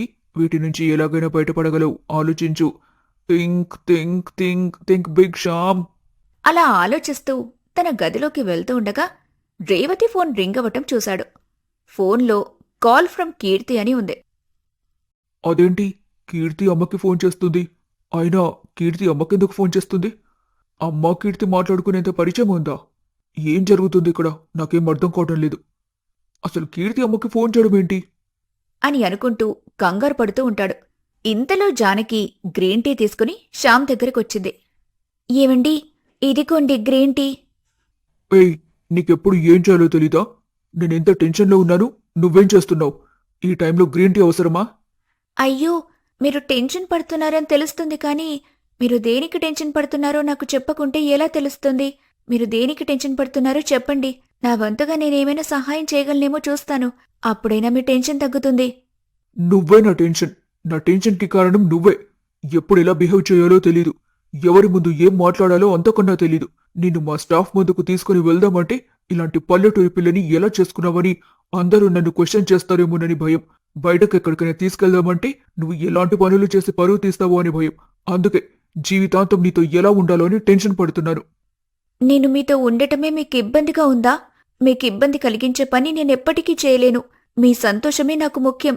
మీ సంతోషం కోసం నేనేం చేయాలో చెప్పండి. అది ఎంత కష్టమైనా సరే చేస్తాను. అయితే ఒక పని చెయ్యి. నాకు దూరంగా ఎక్కడికైనా వెళ్ళిపో. నాకెప్పటికీ కనిపించకుండా వెళ్ళిపో. అప్పుడు సంతోషంగా ఉంటాను నేను. మీకు దూరంగా వెళ్లడమంటే అదెలా సాధ్యమండి? మీరు నన్ను పెళ్లి చేసుకుని ఈ ఇంటికి తీసుకునొచ్చారు. ఇక్కడ్నుంచి నేను ఎక్కడికి వెళ్ళగలను? ఓహో, ఆ పెళ్ళే కదా నీకు ఈ ఇంటి నుంచి వెళ్ళడానికి అడ్డుపడేది. అయితే నాకు విడాకులిచ్చేసి ఈ ఇంటి నుంచి శాశ్వతంగా వెళ్ళిపో. ఏంటి విడాకులా? విడాకులంటే పెళ్లి చేసుకుని మనమిద్దరం సంతోషంగా ఉండటం లేదని విడిపోవడమే కదా? అవును, అదే. నీ నుంచి విడాకులు తీసుకుంటే నేను చాలా సంతోషంగా ఉంటాను. ఇందాకే చెప్పావు కదా నా సంతోషం కోసం ఏదైనా చేస్తానని. ఇప్పుడు నేను అడుగుతున్నాను, నా సంతోషం కోసం నాకు విడాకులు ఇవ్వగలవా? జానకికి ఏం మాట్లాడాలో అర్థం కాక మంచం మీద కూలబడిపోతుంది. చెప్పు, ఏం మాట్లాడవేంటి? అని శ్యామ్ గట్టిగా అరిచేసరికి రేవతికి ఆ అరుపులు వినిపించి అవాక్కైపోతుంది. ఏంటి వీడు కోడలి మీద అంతలా అరుస్తున్నాడు? దాంతో ఆవిడ గబగబా శ్యామ్ జానకి ఉన్న గదిలోకి వెళ్ళింది. రే శ్యామ్, ఏంట్రా అంతలా అరుస్తున్నావు? ఏమైంది? అత్తయ్య, నేను మీతో ఒక విషయం గురించి మాట్లాడాలనుకుంటున్నాను. చెప్పమ్మా, ఏంటా విషయం? అత్తయ్య, నాకు మీ అబ్బాయి నుంచి విడాకులు కావాలని అనుకుంటున్నాను. ఏంటి? విడాకులా? నీకేమైనా పిచ్చి పట్టిందా? విడాకులేంటి? ఇదేమైనా చిన్నపిల్లల ఆట అనుకున్నావా? విడాకులంటే 2 కుటుంబాల పరువు. వాడొక్కసారి అరిచేస్తే దానికే విడాకులు కావాలంటావా? భార్యాభర్తలన్నాక ఆ మాత్రం గొడవలు జరగకుండా ఉంటాయా? ఆయన అరిచినందుకు నేను విడాకులు కావాలనటం లేదత్తయ్యా. నేను విడాకులు కావాలంటున్నానే ఆయన అరుస్తున్నారు. నేనే నా ఇష్టంతో విడాకులు కోరుకుంటున్నాను. నాకు ఇంట్లో ఉండటం నచ్చటం లేదు. ఇంట్లో మనుషులతో మాట్లాడటం అంతకన్నా నచ్చడం లేదు. చాలా ఇబ్బందిగా ఉంది నాకిక్కడ. నరకంలో ఉన్నట్టుగా అనిపిస్తుంది ప్రతిరోజు. అందుకే ఇక్కడ్నుంచి మా ఇంటికి వెళ్లి ప్రశాంతంగా ఉండాలనుకుంటున్నాను. జానకి మాటలకి శ్యామ్ ఆశ్చర్యపోయాడు. దాంతో లోలోపల, ఇదేంటి విడాకులు జానకి కావాలనుకుంటున్నట్టుగా అమ్మకి చెప్తుంది? తప్పంతా తన మీద వేసుకుంటుంది. ఎలాగైతే ఏముందిలే, మనకి కావాల్సింది విడాకులు. అది కూడా నా పేరు కొంచెం కూడా చెడిపోకుండా వస్తుంటే ఆనందపడాలి కానీ ఆశ్చర్యపడ్డం ఎందుకు? అదే అమ్మా, నేను కూడా అదే అడుగుతున్నాను. మనం ఈ ఇంట్లో తనకి ఏం తక్కువ చేశామని? కానీ జానకి మాత్రం నీకు చెప్పినట్టుగానే ఈ ఇంట్లో ఉండలేను, మనుషులతో అసలు కలవలేనని ఏదేదో మాట్లాడుతుంది. జానకి, నీకు 2 రోజుల టైం ఇస్తాను. ఆ లోపు నీ నిర్ణయం మార్చుకుంటే అందరం సంతోషంగా ఉండొచ్చు. లేదు, నేను మనసు మార్చుకోలేను అని ఇదే పిచ్చి పట్టుదలతో ఉంటే నీ కర్మని ఎవ్వరూ మార్చలేరు. 2 రోజుల తర్వాతైనా 2 నిమిషాల తర్వాతైనా నా నిర్ణయం ఒక్కటే. నేను ఈ ఇంట్లో ఉండాలని అనుకోవటం లేదు. నా సంతోషం ఇంటి నుంచి దూరం అవ్వటంలోనే ఉంది. నా సంతోషం నాకు ముఖ్యం. దాన్ని మీరు ఎట్టి పరిస్థితుల్లోనూ కాదనలేరు. అయినా నేనేమైనా చిన్నపిల్లనా? ఏ నిర్ణయం ఎలా తీసుకోవాలో నాకు తెలీదా? మీరు నా నిర్ణయాన్ని ఎందుకు కాదంటున్నారో నాకర్థం కావటం లేదు. ఓ, మీ ఇంట్లో పని మనిషి కోసమా నన్నిక్కడే ఉంచాలని చూస్తున్నారు? షటప్ జానకి, నేను నిన్ను ఎప్పుడైనా పని మనిషిలా చూసానా? నాకు కూతురుంటే నీలానే ఉంటుందేమో అన్నట్టుగా చూసుకున్నాను నేను. ఇంత మాటన్న తర్వాత కూడా నిన్నింట్లో ఉంచాలని చూస్తే అది నా ఫూలిష్నెస్ అవుతుంది. మీ నాన్న కూడా ఇక్కడే ఉన్నాడు కదా, ఆయనతో నువ్వనుకున్న నిర్ణయం చెప్పించు. నీతో మాట్లాడాలని కూడా నాకు లేదు అని చెప్పి కోపంగా అక్కడ్నుంచి వెళ్ళిపోతుంది రేవతి. మీకు ఏ ఇబ్బంది లేకుండా, మీ మీదకి ఒక్క మాట కూడా రాకుండా నా వంతు ప్రయత్నం నేను చేశాను. ఇప్పుడు మీకు సంతోషమే కదండీ? చాలా సంతోషం. నీలాంటి భార్య ఉంటే ఏ మగాడికి ఇబ్బంది అనేది ఉండదు జానకి. దేనికి? విడిపోడానికా? కాని ఆడదాని మనసు ఎంత నరకంగా ఉంటుందో అది మీరెప్పటికీ ఆలోచించరు. నా మనసు గురించి మీరెలాగూ ఆలోచించరు. కనీసం వచ్చే అమ్మాయినైనా నన్ను ప్రేమించినట్టుగా కాకుండా కాస్త మంచిగా ప్రేమిస్తే బాగుంటుంది. జానకి మాట్లాడిన తర్వాత ఆ గదిలో మౌనం నిండిపోయింది. జానకి తలదించుకుని బాధపడుతూ ఉంటే శ్యామ్ కీర్తితో తన జీవితాన్ని ఊహించుకుంటున్నాడు. ఈ గదిలో ఇలా ఉండగా పక్క గదిలోకి వెళ్లిన రేవతి మొహంలో బాధని గుర్తించిన దేవరాజ్ రేవతి గడ్డం పట్టుకుని తల పైకి లేపి కళ్లలోకి చూస్తూ, రేవతి, ఏంటిది? మొహంలో ఈ బాధ, కోపం, కళ్ళలో నీళ్లు, ఏమైంది? అవ్వడానికేముంది? తగిన శాస్త్ర జరిగింది. మీ కోడలిగారికి మనతో ఉండటం నచ్చడం లేదంట. తనకి మన ఇంట్లో ఉండటం నరకంగా ఉందంట. అందుకే మన వాడికి విడాకులిచ్చేసి వాళ్ళ ఇంటికి వెళ్ళిపోతానంటుంది. ఎందుకమ్మా అని అడిగితే మీరెవరు అన్నట్టుగా మాట్లాడుతుంది. మనం తనని కూతుర్లా చూడాలనుకున్నాం కాని తనెప్పుడూ మనల్ని తన వాళ్లుగా అనుకోలేదన్నమాట. అప్పుడే అటుగా వస్తున్న కోటి రేవతి మాటలు వింటాడు. వెంటనే తలుపు తట్టి గదిలోకి వెళ్తాడు. చెల్లెమ్మా, ఏంటమ్మా నువ్వు మాట్లాడేది? నా కూతురు విడాకులు కావాలంటుందా? ఇదేదో నమ్మలేకుండా ఉంది. దానికేమైనా దయ్యం పట్టిందా ఏంటి? ఇప్పుడే తెలుస్తాను చెల్లెమ్మా, మీరు బాధపడకండి అని అంటూ ఆవేశంగా జానకి ఉన్న గదిలోకి వెళ్తాడు. జానకి, ఏంటి నువ్వు చేస్తున్న పని? విడాకులు కావాలని అడిగావా? అవునాన్నా, నాకు ఇంట్లో ఉండటం కాని ఈ మనుషులతో బ్రతకడం కాని ఇష్టం లేదు. అందుకే విడాకులు అడిగాను ఎంత ధైర్యమే నీకు? అని అంటూ కోపంతో జానకి మీదకి చెయ్యెత్తుతాడు. వెంటనే జానకి కోటి చేతిని ఆపుతూ, ఎందుకు నాన్నా అలా అరుస్తున్నావు? నువ్వు నన్ను పెళ్లి చేసి అత్తారింటికి పంపాక అత్తింట్లో నిర్ణయాల్లో నువ్వెందుకు జోక్యం చేసుకుంటున్నావు? ఈ ఇంట్లో జరుగుతున్న దేంట్లో కూడా నీ జోక్యం అవసరం లేదు నాన్నా. నువ్వేమీ మాట్లాడకుండా పక్కనుంటే అదే మంచిది. చీచి, ఎంత నీచంగా మాట్లాడుతున్నావేంటి? ఇలా పెంచానా నిన్ను? నీకు ఇంటి కోడలుగా ఉండటం ఎలా ఇష్టం లేదో అలాగే నువ్వు నాకు కూతురుగా నా ఇంటికి రావడం కూడా నాకిష్టం లేదు. ఉంటే కోడలిగా ఈ ఇంట్లో ఉండు, లేదంటే ఎవ్వరికి కనిపించకుండా ఎక్కడికైనా వెళ్ళిపో. మీరెంత తొందరగా విడాకులు వచ్చేలా చేస్తే అంత మంచిది. ఇక మీరు ఆ పనుల్లో ఉండండి నాన్నా అని చెప్పి జానకి ఇంటి వెనకాలున్న భీముడి దగ్గరికి వెళ్తుంది. ఏంటండి, జానకి ఇలా మారిపోయింది? ఇంత దారుణంగా మాట్లాడుతుందని నేనెప్పుడూ అనుకోలేదు. నీకింకా అర్థం కాలేదా రేవతి? తను ఎందుకిలా మాట్లాడిందో? బుద్ధి తప్పి అలా మాట్లాడింది. దానికి కారణం కూడా ఉంటుందా? కారణం ఉంది. ఇన్ని రోజులు తన భర్త వేరే అమ్మాయితో తిరుగుతున్నాడని తెలిసినా మనం అడిగే వరకు కూడా పల్లెత్తు మాట మాట్లాడని జానకి, అంత బాధని లోపలి పెట్టుకున్న జానకి ఇప్పుడు ఎందుకిలా మాట్లాడిందో ఆలోచించావా? అయినా తనకి విడాకులు నిజంగానే కావాలనుకుంటే శ్యామ్ వేరే అమ్మాయితో తిరుగుతున్నాడు కాబట్టి విడాకులు కావాలని నేరుగానే అడిగేది కదా. అలా అడగలేదంటే వేరే ఏదో జరిగింది. వాడి మీదకొక్క మాట కూడా రానివ్వటం లేదంటే కుంపదీసి శ్యామే జానకిని విడాకులు అడగమని చెప్పుంటాడా? ఖచ్చితంగా అదే జరుగుంటుంది. తప్పు శ్యామ్ది కాబట్టి మనం జానకిని తప్పు పట్టడంలో అర్థం లేదు. అని వాళ్ళు మాట్లాడుకుంటూ ఉండగా శ్యామ్ ఫోన్ మాట్లాడుతూ బయటకు వెళ్తుండటం గమనిస్తారు. ఒక్క నిమిషం, అసలు సంగతి నేను తెలుస్తాను అని అంటూ టక్కున ఫోన్ తీసి కీర్తికి ఫోన్ చేస్తుంది రేవతి. కీర్తి ఫోన్ బిజీ రావటంతో వాడు మాట్లాడుతుంది కీర్తితోనే అండి. రేవతి, దేవరాజ్ సమస్యకి కారణం మరియు పరిష్కారం వెతకాలని నిర్ణయించుకుంటారు. కోటి తన కూతురు చేసిన పనికి తలదించుకుని గదిలో ఒక మూల కూర్చొని ఉంటాడు. జానకి భీముడి వీపు నిమురుతూ తన బాధని చెప్పుకుంటూ ఉంటుంది. భీముడు, ఎందుకురా నాకే ఇలా జరుగుతుంది? ఆయన విడాకులు వస్తేనే సంతోషంగా ఉంటానంటున్నాడు. ఆయన సంతోషం నాకు ముఖ్యమే కదరా. దానికోసం తల్లిలాంటి అత్తయ్యని నానా మాటలనాల్సొచ్చింది. నా అన్న చిన్నప్పట్నుంచి ఎప్పుడూ ఒక్క మాట కూడా అనకుండా నన్ను గుండెల్లో పెట్టుకుని పెంచాడు. ఇప్పుడు ఆయన్ని కూడా నా మాటలతో గుండెల మీద తన్నినంత పనిచేశాను. ఆయన మనసు ఎంత బాధపడుతుందో ఏమో. ఒకరి ఆనందం కోసం ఇంతమంది బాధపడాలా? ఏంటో నా జీవితం ఇలా తగలబడింది, ఛీ అని అనుకుంటూ బాధపడుతూ ఉంటుంది జానకి. కోటి రేవతి వాళ్ల దగ్గరికి వెళ్లి బాధగా ఇలా అంటాడు. అమ్మా, నా కూతురు చేసిన పనికి నేను క్షమాపణలు చెప్పుకుంటున్నాను. మిమ్మల్ని ఇంతలా బాధ పెట్టిన ఇంట్లో నేనుండలేను. జానకిని ఎప్పటికీ నా దగ్గరికి రానివ్వలేను. మీ నిర్ణయం ఏంటో మీరు తీసుకోండి. ఎలాంటి నిర్ణయం మీరు తీసుకున్నా నాకు అభ్యంతరం లేదు. వెళ్ళొస్తానమ్మా అని చెప్పి ఇంటి నుంచి బయలుదేరతాడు. తండ్రి వెళ్తున్నాడని చూసి జానకి దగ్గరకొచ్చినా కోటి జానకిని పట్టించుకోకుండా అక్కడ్నుంచి వెళ్ళిపోతాడు. జానకి వెంటనే శ్యామ్ దగ్గరికి వెళ్ళి, మీకిప్పుడు సంతోషంగా ఉంది కదా? నేను ఈ ఇంటి నుంచి వెళ్తున్నాను. మీరు విడాకులు ఎంత త్వరగా తీసుకుంటే అంత త్వరగా మీ జీవితం నుంచి కూడా వెళ్ళిపోతాను అని చెప్పి జానకి కూడా ఇంటి నుంచి వెళ్ళిపోతుంది. తన ఊరికి వెళ్లి ఇంటి ముందు నించుంటే కోటి ఇంట్లోకి రానివ్వకుండా వెళ్ళగొట్టడంతో అదే ఊరిలో ఒక చిన్న గుడిసెలో ఉండాలని నిర్ణయించుకుంటుంది జానకి. శ్యామ్ మాత్రం ఇవన్నీ పట్టించుకోకుండా కీర్తిని కలవడానికి హోటల్కి వెళ్తాడు. హే శ్యామ్, ఇవాళ నువ్వు చాలా అందంగా కనిపిస్తున్నావు. ఇవాళే కాదు, ప్రతిరోజు అందంగానే ఉంటావులే. అవును, ఇంత అందంగా ఉంటావు కదా, నేను కాకుండా ఇంకే అమ్మాయి నిన్ను ప్రపోజ్ చేయలేదా? నీకు ఏ అమ్మాయి కనెక్ట్ అవ్వలేదా? నువ్వు కీర్తి, ఒకవేళ నువ్వు తిరిగి నా లైఫ్లోకి రాకపోయి ఉంటే నేనెప్పటికీ నీ జ్ఞాపకాలతో బతుకుతూ ఒంటరిగానే మిగిలిపోయేవాణ్ణి. ఓ నో, నీకు తెలుసా, నేను అమెరికా నుంచి వచ్చేటప్పుడు నీకు పెళ్ళయి ఉంటుందేమో అని కొంచెం భయపడ్డాను. గాడ్స్ గ్రేస్, నీకు పెళ్లి కాలేదు. అన్నట్టు మీ ఇంట్లో మన గురించి మాట్లాడావా? లేదు కీర్తి, అమ్మ నాన్న ఒక చిన్న బిజినెస్ ఇష్యూ టెన్షన్లో ఉన్నారు.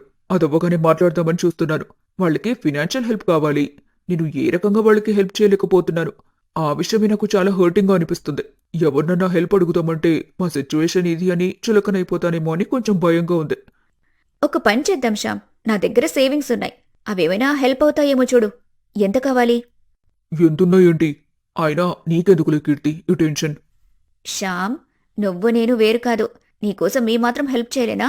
నేను ఈవినింగ్ లోపు మనీ అరేంజ్ చేస్తాను. నాకు చాలాసేపటి నుంచి ఒక కాల్ వస్తుంది. మళ్ళీ వస్తాను. శ్యామ్ పైకి బాధపడుతున్నట్టు నటిస్తున్నా లోపల డబ్బులు వస్తున్నాయన్న సంతోషంలో ఉంటాడు. కీర్తికి రేవతి కాల్ చేయడంతో కీర్తి రేవతిని కలవడానికి వెళ్తుంది. ఆంటీ టెన్షన్ పడ్డానికి కారణం ఇందాక శ్యామ్ చెప్పిన బిజినెస్ ఇష్యూనే అయ్యుంటుంది. ఎలాగైనా సరే తనని కొంచెం బెటర్ చేయాలి అని ఆలోచించుకుంటూ రేవతిని తరచూ కలిసే పార్క్ దగ్గరికి వెళ్తుంది కీర్తి. అమ్మా కీర్తి, నీకొక చిన్న కథ చెప్తాను. అదయ్యాక ఒక మాట అడుగుతాను. సరైన సమాధానం చెప్తావా? నిన్నే ఎందుకు అడుగుతున్నానంటే, నువ్వు దేశంలో విదేశాల్లో చాలామంది మనుషుల్ని చూసుంటావు. వాళ్ల ప్రవర్తనని ఒక అంచనా వేయగలవు కదా, అందుకే అడుగుతున్నాను. అయ్యో, మీకంటే అనుభవంలో గొప్పదాన్నేమీ కాదండి. నాకు తెలిసింది తోచింది చెప్తాను.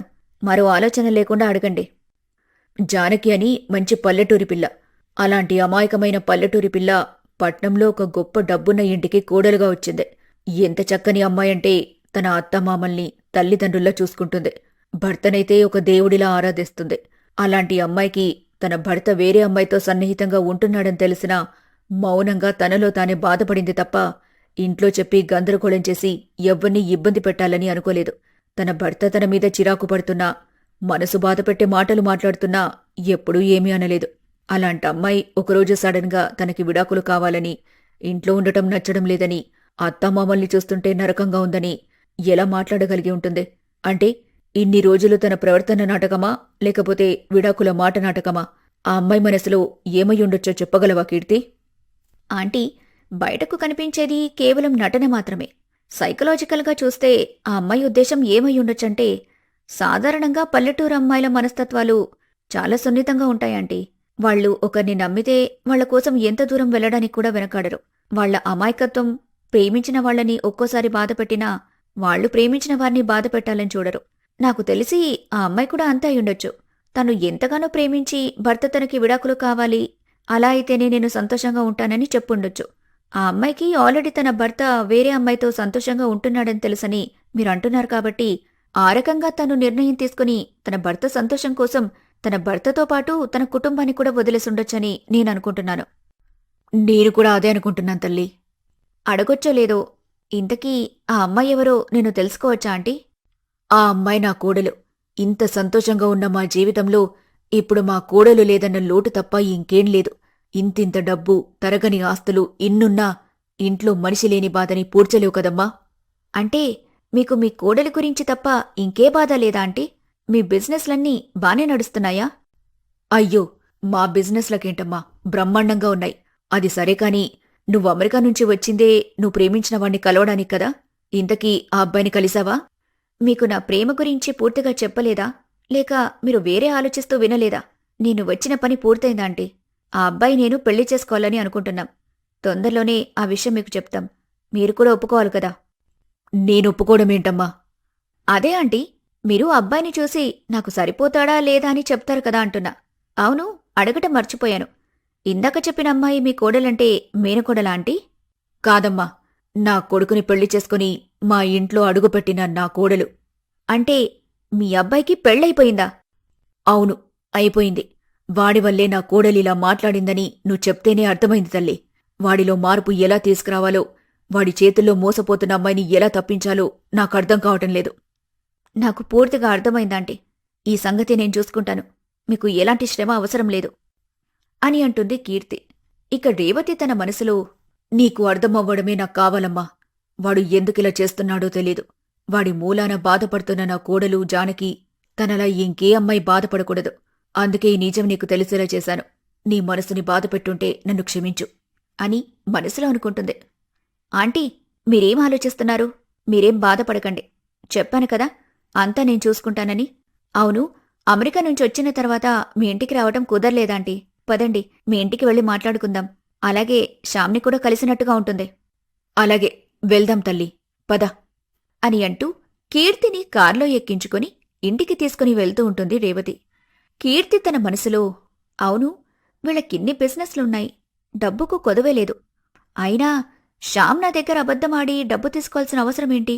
అందమైన భార్యని ఇంట్లో పెట్టుకుని నా వెంట పడ్డాడంటే అది నిజంగా నా మీద ప్రేమని కాదనలేక, లేదంటే నా దగ్గర డబ్బుందనా?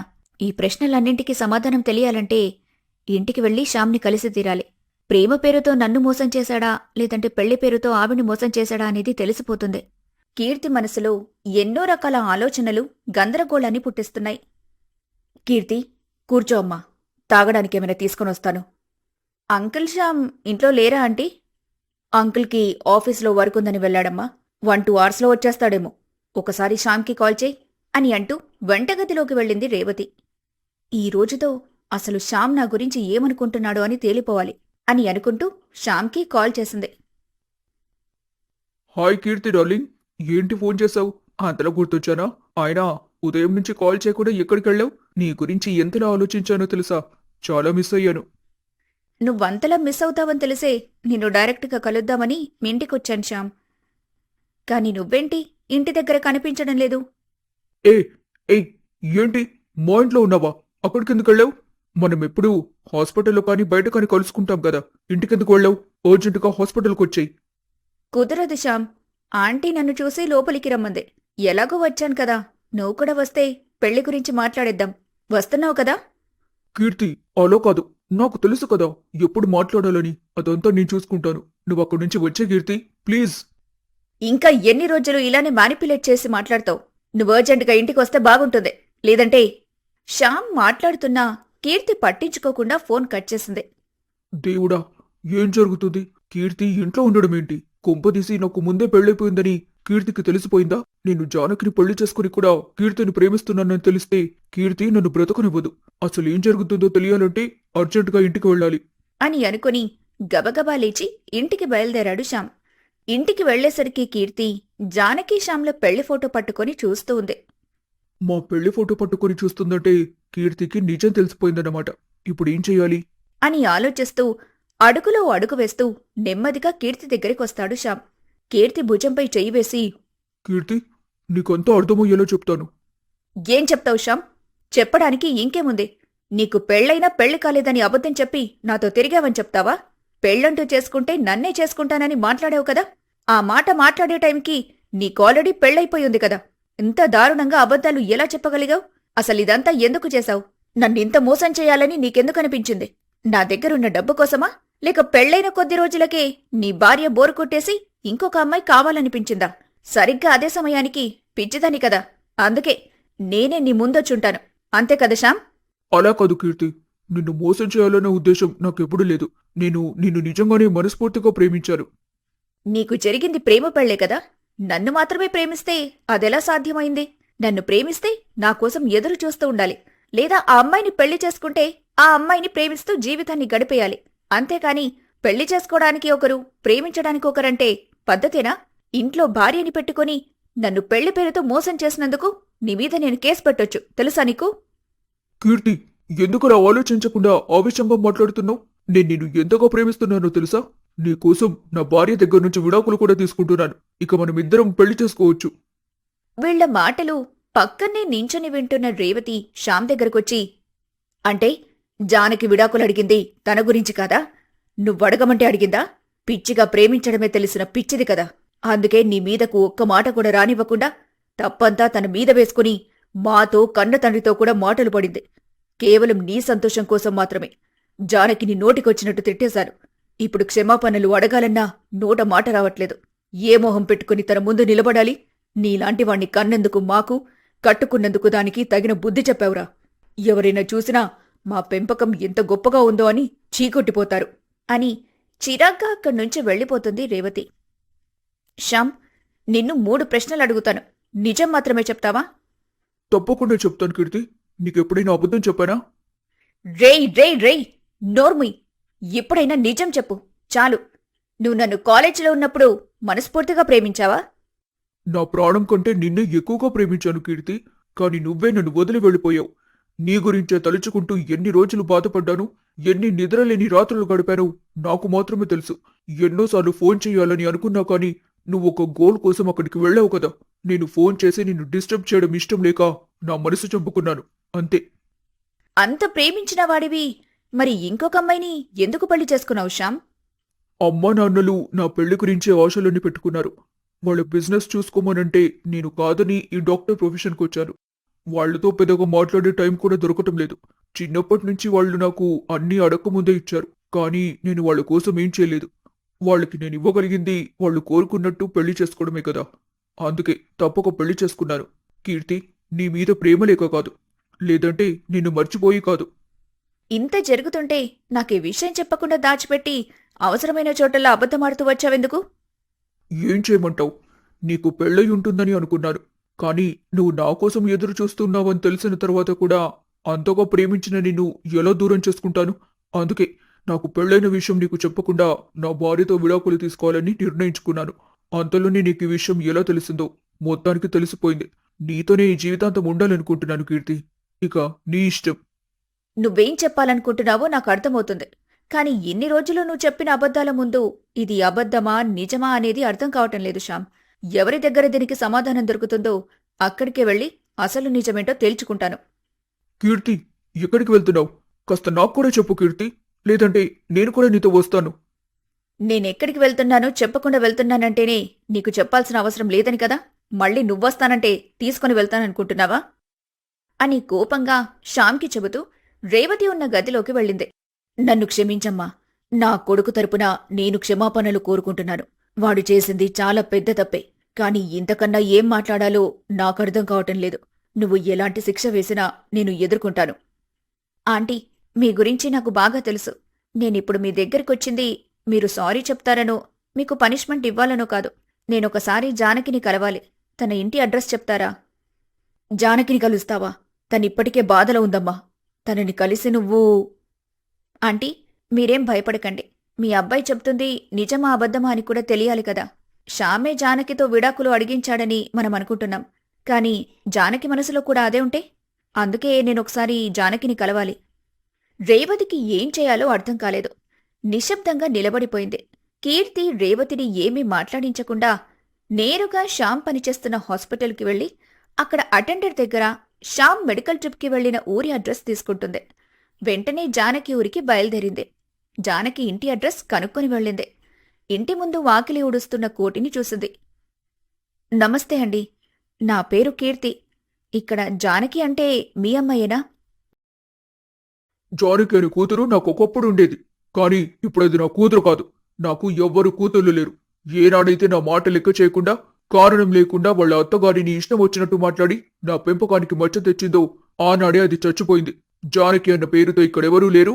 తన గురించి ఇంటికి ఎవరు రావడానికి వీల్లేదు. వెళ్ళమ్మా, వెళ్ళిపోయి ఇక్కడి నుంచి అని కోటి కోపంగా మాట్లాడేసరికి అక్కడేం జరుగుతుందో అర్థం కాలేదు కీర్తికి. ఒక తండ్రి కూతురు గురించి అలా మాట్లాడ్డానికి కారణం ఏమయ్యుంటుందో అని ఆలోచిస్తూ ముందుకు కదిలింది. అలా ఊర్లో నడుచుకుంటూ ఆలోచిస్తూ ఉంది కీర్తి. ఎదురుగా ఒక ఎద్దు రంకెలేస్తూ ఆవేశంగా పరిగెత్తుతూ దారిలో కనిపించిన వాటిని చెల్లాచెదురు చేస్తూ ఉంది. కీర్తి ఆ ఎద్దుని గమనించకుండా తనలో తానే ఏవేవో ఆలోచించుకుంటూ నడుస్తూ ఎద్దుకి ఎదురుగా వెళ్ళింది. ఒక్కసారిగా తనని ఎవరో చేయిపెట్టి దూరంగా లాగటంతో ఆలోచనల్లోంచి బయటకొచ్చింది కీర్తి. ఎద్దు రంకెలేస్తూ ఎదురుగా వస్తుంటే చూడకుండా ఏంటండి ఆ పరధ్యానం? కొంచెముంటే ఎంత ప్రమాదం జరుగుండేదో తెలుసా? ఎదురుగా ఉన్న వ్యక్తిని చూసి కీర్తి ఆశ్చర్యపోతుంది. జానకి? అవును, జానకినే. మీరు మా ఊర్లో ఏం చేస్తున్నారు? చిన్న పనిమీద ఇటొచ్చాను. మీ ఇంటికి వెళ్తే మీ నాన్నేంటి అలా మాట్లాడాడు? నేను చేసిన ఒక పని ఆయనకు నచ్చలేదండి. అందుకే నా మీద కోపంగా ఉన్నాడు. నాన్న కదా, కోపంగా ఉండటంలో తప్పులేదు. ఆయన నిన్ను అంతలా ద్వేషిస్తుంటే నీకు బాధగా లేదా? ఎందుకుండదండి. చిన్నప్పటినుంచి పల్లెత్తు మాట కూడా అనకుండా పెంచిన నాన్నని వదిలి ఒక్క సహనం ఉండటమే కష్టంగా ఉంటుంది. అలాంటిది ఆయన ద్వేషిస్తుంటే చూస్తూ ఉండడం చాలా బాధగా కాదు, నరకంగా ఉంటుంది. కాని ఆయన మనసు అంతలా బాధపడేలా చేసింది కూడా నేనే కదా. దానికాయన వేసిన శిక్ష ఇదని అనుకోవడమే తప్ప నేను చేయగలిగింది కూడా ఏమీ లేదు కదా. ఏదో ఒక నాటికి ఆయన నన్ను అర్థం చేసుకోడా అని ఎదురు చూస్తూ ఉండటమే. మీరేదో పనిమీద వస్తే నా బాధలు మీకెందుకు చెప్పండి అయినా. ఇంతకీ మీ పనేంటి? నేనేమైనా దానికి సహాయం చేయగలనా చెప్పండి, చేస్తాను. ఇంట్లో కూర్చొని మాట్లాడుకుందామా? నా ఇంట్లో కంటే బయటేలా చెట్ల కిందే బాగుంటుంది. సరే, మీకిలా ఇబ్బందిగా అనిపిస్తే ఇంట్లోకే వెళ్దాం పదండి అని పక్కనే ఉన్న ఒక పూరి గుడిసెలోకి కీర్తిని తీసుకుని వెళ్ళింది జానకి. ఇందులో ఉంటున్నావా? ఇందులో ఎలా ఉండగలుగుతున్నావు జానకి? ఇదే ప్రస్తుతానికి నా ఇల్లు. దీనికో పెద్ద చరిత్ర ఉంది తెలుసా? మా నాన్నమ్మ తాతయ్యలు వాళ్ల పెళ్లైన కొత్తలో ఇక్కడే ఉండేవారంట. రెక్కల కష్టంతో రూపాయి సంపాదించి పొలాలు ఇల్లులు కొన్నారంట. అంత అదృష్టాన్నిచ్చే ఇల్లు ఇది. తక్కువ చేయకండి, పాపం బాధపడుతుంది. గుండెల్లో ఉన్న బాధని బయటకు కనిపించకుండా ఉంచడానికి మాట్లాడే మాటలు నాకర్థం కావనుకుంటున్నావా జానకి? నువ్వు ఏ తప్పు చేయకున్నా కన్నతండ్రి అలా మాట్లాడుతుంటే తప్పు చేసినవాడు వేరే ఉన్నాడని చెప్పకుండా అతని కోసం నువ్వు అనుక్షణం నరకం అనుభవిస్తున్నావు చూడు. ఇది కదా నిజమైన ప్రేమంటే. ఎన్నో ప్రశ్నలు అడగాలనుకుని వచ్చాను. ప్రేమకి నిదర్శనంగా ఉన్న నిన్ను ఏమడగలను? నీ ప్రేమ ముందు వీళ్లందరి ప్రేమెంత? నీలాంటి అమాయకురాలికి ఎప్పటికీ అన్యాయం జరగకూడదు. ఏంటండి, ఇల్లుని చూడగానే నోట మాట పోయిందా? మీలో మీరే ఏదేదో ఆలోచించుకుంటున్నారు. లేదు జానకి, లేదు. నిన్ను ఒక ప్రశ్న అడుగొచ్చా? అయ్యో భలేవారే, నిర్మోహమాటంగా అడగండి. నీకు పెళ్ళైపోయి సిటీలో కదా ఉంటున్నావు. ఇక్కడికొచ్చి ఈ ఇంట్లో ఉండటమేంటి? అదా, అదొక పెద్ద కథలేండి. నా భర్తకి నేను సరైన జోడి కాదని నాకు తెలుసు. మీరే చెప్పండి. బాగా పెద్ద పెద్ద చదువులు చదువుకొని మంచి ఉద్యోగాలు చేసే అతనికి చదువు రాని, పెళ్లి ముందు వరకు పట్నం మొహం కూడా చూడని నాలాంటి అమ్మాయి సరైన జోడినా? ఆయనకి ఎంత అవమానంగా ఉంటుందో చెప్పండి. ఎక్కడికైనా వెళ్ళి ఈవిడ నా భార్య అని చెప్పుకోగలడా? అందరూ నన్ను చాలా ప్రేమగానే చూసుకుంటున్నారు. కానీ రేపటి రోజు ఒక మాట రాకుండా ఉండాలంటే ఈ రోజే నిర్ణయం తీసుకోవాలి కదా. అందుకే విడాకులు కావాలని అడిగాను. అది మా నాన్నకి నచ్చలేదు. అందుకే ఆ కోపం. రేపో మాపో విడాకులు వచ్చేస్తాయిలేండి. విడాకులు వస్తే మళ్ళీ పెళ్లి చేసుకుంటావా? నీకు తగినవాణ్ణి చూసుకొని? అయ్యే బాబోయ్, మళ్ళీ పెళ్ళా? వద్దండి బాబూ. ఒక్క పెళ్లికే దేవుడు కనిపించాడు. మళ్ళీ పెళ్ళంటే వామ్మో. ఒక్క నిమిషం, ఇప్పుడే వస్తాను అని చెకచెకా లేచి గుడిసె బయటకొచ్చి వెనక్కి వెళ్ళి తన కొంగుకి ముడికట్టుకున్న శ్యామ్ ఫోటో తీసి చూస్తుంది జానకి. మళ్ళీ పెళ్ళంట. మిమ్మల్ని కాదని నేను వేరే పెళ్లి చేసుకోగలనా? మీరు తప్ప నాకీ ప్రపంచంలో ఇంకొక మనిషి నచ్చుతాడా? మీకోసం తండ్రికి కూడా దూరంగా ఉంటున్నాను. మిమ్మల్ని దూరం చేసుకునే పెళ్లి నాకెప్పటికీ వద్దండి. మీరు కోరుకున్న అమ్మాయితో సంతోషంగా ఉండడమే నాకు ముఖ్యం. అదే నాకు నిజమైన ఆనందం కూడా. ఇప్పటి వరకు మీరిచ్చిన జ్ఞాపకాలు నాకు చాలు. వాటితో జీవితాంతం బ్రతికేస్తాను అని కళ్ళనీళ్లు తుడుచుకుని లేచి ఇంట్లోకి వెళ్ళిపోయింది. జానకి, ఎందుకు ఏమిటి అని అడగకుండా నువ్వు నాతో వస్తావా? అలాగేనండి. కీర్తి జానకిని తీసుకుని సిటీకొచ్చింది. జానకి మనసులో ఉన్న బాధ కీర్తికి అర్థమవుతున్నా కూడా జానకి మాత్రం తాను బాధపడుతున్నట్టు కీర్తికి చూపించాలని అనుకోలేదు. అలా వాళ్ల ప్రయాణం సాగింది. కీర్తి నేరుగా జానకిని తీసుకుని శ్యామ్ దగ్గరికొచ్చింది. కీర్తి జానకిని చూసిన రేవతి దేవరాజులు కంగుతిన్నారు. రేవతి, ఏంటిది? కీర్తి జానకిని ఇక్కడికి తీసుకొని వచ్చింది. అసలేం జరుగుతుంది ఇక్కడ? నాకు మాత్రం ఏం తెలుసు. పదండి, దగ్గరికి వెళ్ళి చూద్దాం అని కీర్తి జానకి శ్యామ్ ఉన్న దగ్గరికి వెళ్తారు. శ్యామ్, తినే కదా నీ భార్య జానకి? అవును, కాని విడాకులిస్తున్నాను కదా. అయినా తనని ఇక్కడికెందుకు తీసుకొచ్చావు కీర్తి? శ్యామ్, నీకు 2 విషయాలు చెప్పాలి. నేను డాక్టర్ ప్రొఫెషన్ వదిలేసి నిన్ను పెళ్లి చేసుకుని ఐడియల్ హౌస్ వైఫ్లా ఉండాలని అనుకున్నాను. మా నాన్న దగ్గర్నుంచి వచ్చే ఒక్క రూపాయి కూడా నాకు అవసరం లేదు. కట్టుబట్టలతో నేను నీ ఇంటికొస్తాను. జానకికి విడాకులిచ్చి నన్ను పెళ్లి చేసుకుంటావా? అదేంటి కీర్తి అలా మాట్లాడతావు? ప్రొఫెషన్ వదిలేయటం ఏంటి? నీ దగ్గరున్న డబ్బులతో మనం హాస్పిటల్ పెట్టాలని అనుకున్నాం కదా. మళ్ళీ ఇప్పుడేంటి? నీ డివోర్స్ పేపర్ మీద సైన్ పెట్టగానే జానకి చనిపోవాలనుకుందన్న విషయం నీకు తెలుసా? అని అనగానే, పిచ్చి పట్టిందా నీకు? చనిపోవడమేంటి? నాలాంటి బోరంబోకు కోసం నువ్వు చచ్చిపోతావా? శ్యామ్, ఆపు నీ డ్రామాలు. నీ హార్ట్ చాలా క్లియర్గా ఉంది. బ్రెయినే నిన్ను కన్ఫ్యూజ్ చేస్తుంది. నేను ఏ డబ్బు లేకుండా నీ దగ్గరకొస్తాను, పెళ్లి చేసుకుంటావా అంటే హాస్పిటల్ ప్రొఫెషన్ అని మాట్లాడావు. కాని పెళ్లి మాట మాట్లాడలేదు. కాని జానకి చనిపోవాలి అనుకుందన్న ఒక్క మాట చెప్పగానే నీ ప్రేమ బయటకు కనిపించింది. ఇలా పెళ్లి చేసుకున్న అమ్మాయిని ప్రేమ లేదని మోసం చేసి నాపై ప్రేమ లేకున్నా ప్రేమిస్తున్నానని ఎందుకు నిన్ను నువ్వు మోసం చేసుకుంటున్నావు శ్యామ్? నీకు తెలుసా, నువ్వు తనకి విడాకులిచ్చి నన్ను పెళ్లి చేసుకోబోతున్నావని జానకికి తెలిసి కూడా నాతో ఒక్క మాట కూడా కోపంగా కాని తప్పుగా కాని మాట్లాడలేదు. ఇంత మంచి అమ్మాయి ఎవరికి దొరకదేమో. నీకు దొరకడం నిజంగా అది నీ అదృష్టం.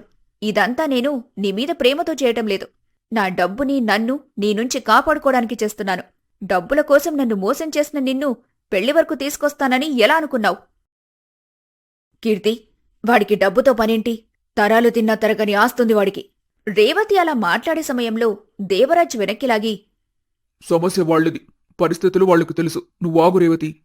Thanks uncle. శ్యామ్, 2 రోజుల్లో నా దగ్గర్నుంచి తీసుకున్న డబ్బులు నాకిచ్చావా సరే, లేదంటే నీ మీద చీటింగ్ కేసు పెడతాను. జాగ్రత్త. చిచి, నీలాంటి మనీ మైండెడ్ పర్సన్ కోసమా జానకిని వదులుకోవాలనుకునేది? రేపటిలోగా నీ డబ్బులు నీ మోహన కొడతాను అని జానకి దగ్గరికి వెళ్లి మోకాళ్ల మీద కూర్చొని, జానకి, ఎప్పటికీ ఎవ్వరూ చేయకూడని తప్పు చేశాను. నేను చాలా బాధ పెట్టాను. నన్ను క్షమిస్తావా జానకి? అయ్యో, మీరలా మాట్లాడకండి. నేను తట్టుకోలేను. ముందు మీరు పైకి లేవండి అని భర్తని పైకి లేపి హత్తుకుంటుంది జానకి. కీర్తి ఇంటి నుంచి వెళ్లిపోగానే రేవతిని తీసుకుని దేవరాజ్ వాళ్ల గదిలోకి వెళ్తాడు. ఇప్పుడు కీర్తికి ఫోన్ చేసి థ్యాంక్స్ చెప్పు. అలాగే సారీ కూడా చెప్పు. థ్యాంక్స్ అండ్ సారీ చెప్పాలా? నా కొడుకుని పట్టుకుని అన్ని మాటలన్న తనకి నేనెందుకు థ్యాంక్స్ చెప్పాలి? సారీ ఎందుకు చెప్పాలి? పిచ్చి మొహమా, తల్లులు ఎప్పుడు ఇలాగే ఆలోచిస్తారా? నీ కొడుకుని ఒక్క మాట అనగానే తన మీద అంతలా ఎగిరిపడుతున్నావు. తను ఒక్క మాట అంటే నీ కొడుకు చేసిన తప్పులన్నీ మాయమైపోతాయా? తప్పంతా మన పిల్లోడిది. వాడు కోరుకున్న అమ్మాయితో పెళ్లి చేయడానికి జానకి ఎలా మాట్లాడిందో, ఇప్పుడు జానకితో వాడి జీవితం బాగుంటుందని జానకిని శ్యామ్ని కలపడం కోసం కీర్తి అలానే మాట్లాడింది. మన అబ్బాయి కోసం కీర్తి తన ప్రేమని త్యాగం చేయడమే కాదు, తనకి శ్యామ్ మీద ప్రేమ లేదని చూపించడానికి తను చేసిన గొప్ప ప్రయత్నం అది. ఇంకెప్పటికీ శ్యామ్కి కీర్తి గుర్తొచ్చినా తానన్న మాటలే గుర్తొస్తాయి తప్ప ప్రేమ గుర్తుకు రాకుండా చేస్తుంది. ఇప్పుడు చెప్తావా థ్యాంక్స్ అండ్ సారీ తనకి? అని అనగానే రేవతి ఫోన్ తీసి కీర్తికి కాల్ చేసింది. హలో డాక్టర్ గారు, మీరు ప్రొఫెషన్ని వదిలేస్తే మాలాంటి పేషెంట్స్ పరిస్థితి ఏంటండి? అయ్యో ఆంటీ, అలా ఏం లేదు. నువ్వు చేసింది సాధారణ త్యాగం కాదమ్మా. నీ ఆలోచనకి, నీ తెలివికి, నీ త్యాగానికి ఎన్నిసార్లు థ్యాంక్స్ చెప్పినా తక్కువే. అండ్ శ్యామ్ వల్ల నువ్వు ఎంతో బాధపడి ఉంటావు. సారీ తల్లి. ఆంటీ, నేను చేసిందేమీ లేదు. శ్యామ్కి పెళ్ళైందా లేదా అని తెలుసుకోకుండా నేను తన చుట్టూ తిరగటమే నా తప్పు. సరే, జరిగిందేదో జరిగిపోయింది కదా. దీనివల్ల నేను పొందిన గొప్ప విషయం ఏంటంటే, మీలాంటి ఒక మంచి ఫ్రెండ్ లాంటి అమ్మని, జానకి లాంటి ఒక మంచి సిస్టర్ని, మీ ఇద్దరిని ఎప్పటికీ వదులుకోలేనాంటీ. నా లైఫ్లోకి మీరొచ్చినందుకు చాలా థ్యాంక్స్ ఆంటీ. అన్నట్టు శ్యామ్కి చాలా డబ్బుంది. అయినా కూడా వాడా డబ్బుని తీసుకుని ఏం చేశాడంటావు? అదే నాకు అర్థం కావటం లేదాంటీ. సరే, నాకు కొంచెం ఏదోలా ఉంది. ఏదైనా గ్రీనరీ ఉండే ప్లేస్కి వెళ్దాం, వస్తారా? తప్పకుండా వస్తానమ్మా. ఇద్దరూ కలిసి సిటీకి దూరంగా ఉన్న ఫారెస్ట్కి వెళ్తారు. తరువాత రోజు ఉదయాన్నే శ్యామ్ తన గదిలో ఒక మూలకి పెట్టిన డబ్బులు తీసి, కీర్తి, ప్రపంచంలో ఏ మనిషి ఇంకొక మనిషి దూరం కావాలన్నా వారి మధ్యలో డబ్బు వస్తే చాలు. అందుకే నీకు నాకు మధ్య డబ్బు వచ్చేలా చేశాను. జానకిని కాదని నీతో ఉండలేను. అలాగే నేరుగా నీకు ఆ విషయమూ చెప్పలేను. అందుకే ఇలా చేశాను. నాకు నా జానకినిచ్చినందుకు చాలా థ్యాంక్స్ కీర్తి అని తనలో తాను అనుకుని డబ్బులు తీసుకుని వెళ్లి కీర్తికిచ్చేశాడు. అప్పటినుంచి శ్యామ్ జానకితో చాలా సంతోషంగా ఉన్నాడు. రేవతి, కీర్తి మంచి స్నేహితుల్లా ఉన్నారు. కీర్తి తాను అనుకున్నట్టుగా మంచి హాస్పిటల్ కట్టుకుంది. రేవతి కీర్తికి పెళ్లి చేయడం కోసం సంబంధాల కోసం వెతుకుతూ ఉంది. నా భర్త సంతోషం కోసం నేను తనకి దూరంగా వెళ్లాలని అనుకుంటే, మేము సంతోషంగా ఉండటం కోసం కీర్తి చేసిన త్యాగం ఇంకా గొప్పది కదా. చూశారుగా, ఇది మా కథ. చెప్పడం మర్చిపోయాను, మా నాన్న కూడా ఇప్పుడు నాతో మాట్లాడుతున్నాడు. భీముణ్ణి తీసుకునొచ్చి ఇక్కడే నాతో పాటే ఉంటున్నాడు. నా కథ మీకు నచ్చిందా? ఇంతవరకు చూసారంటే నచ్చిందని అనుకుంటున్నాను. నచ్చితే కామెంట్స్లో హార్ట్ ఎమోజీ పెట్టండి. మళ్ళీ ఇంకొక మంచి కథతో మీ ముందుకొస్తాను.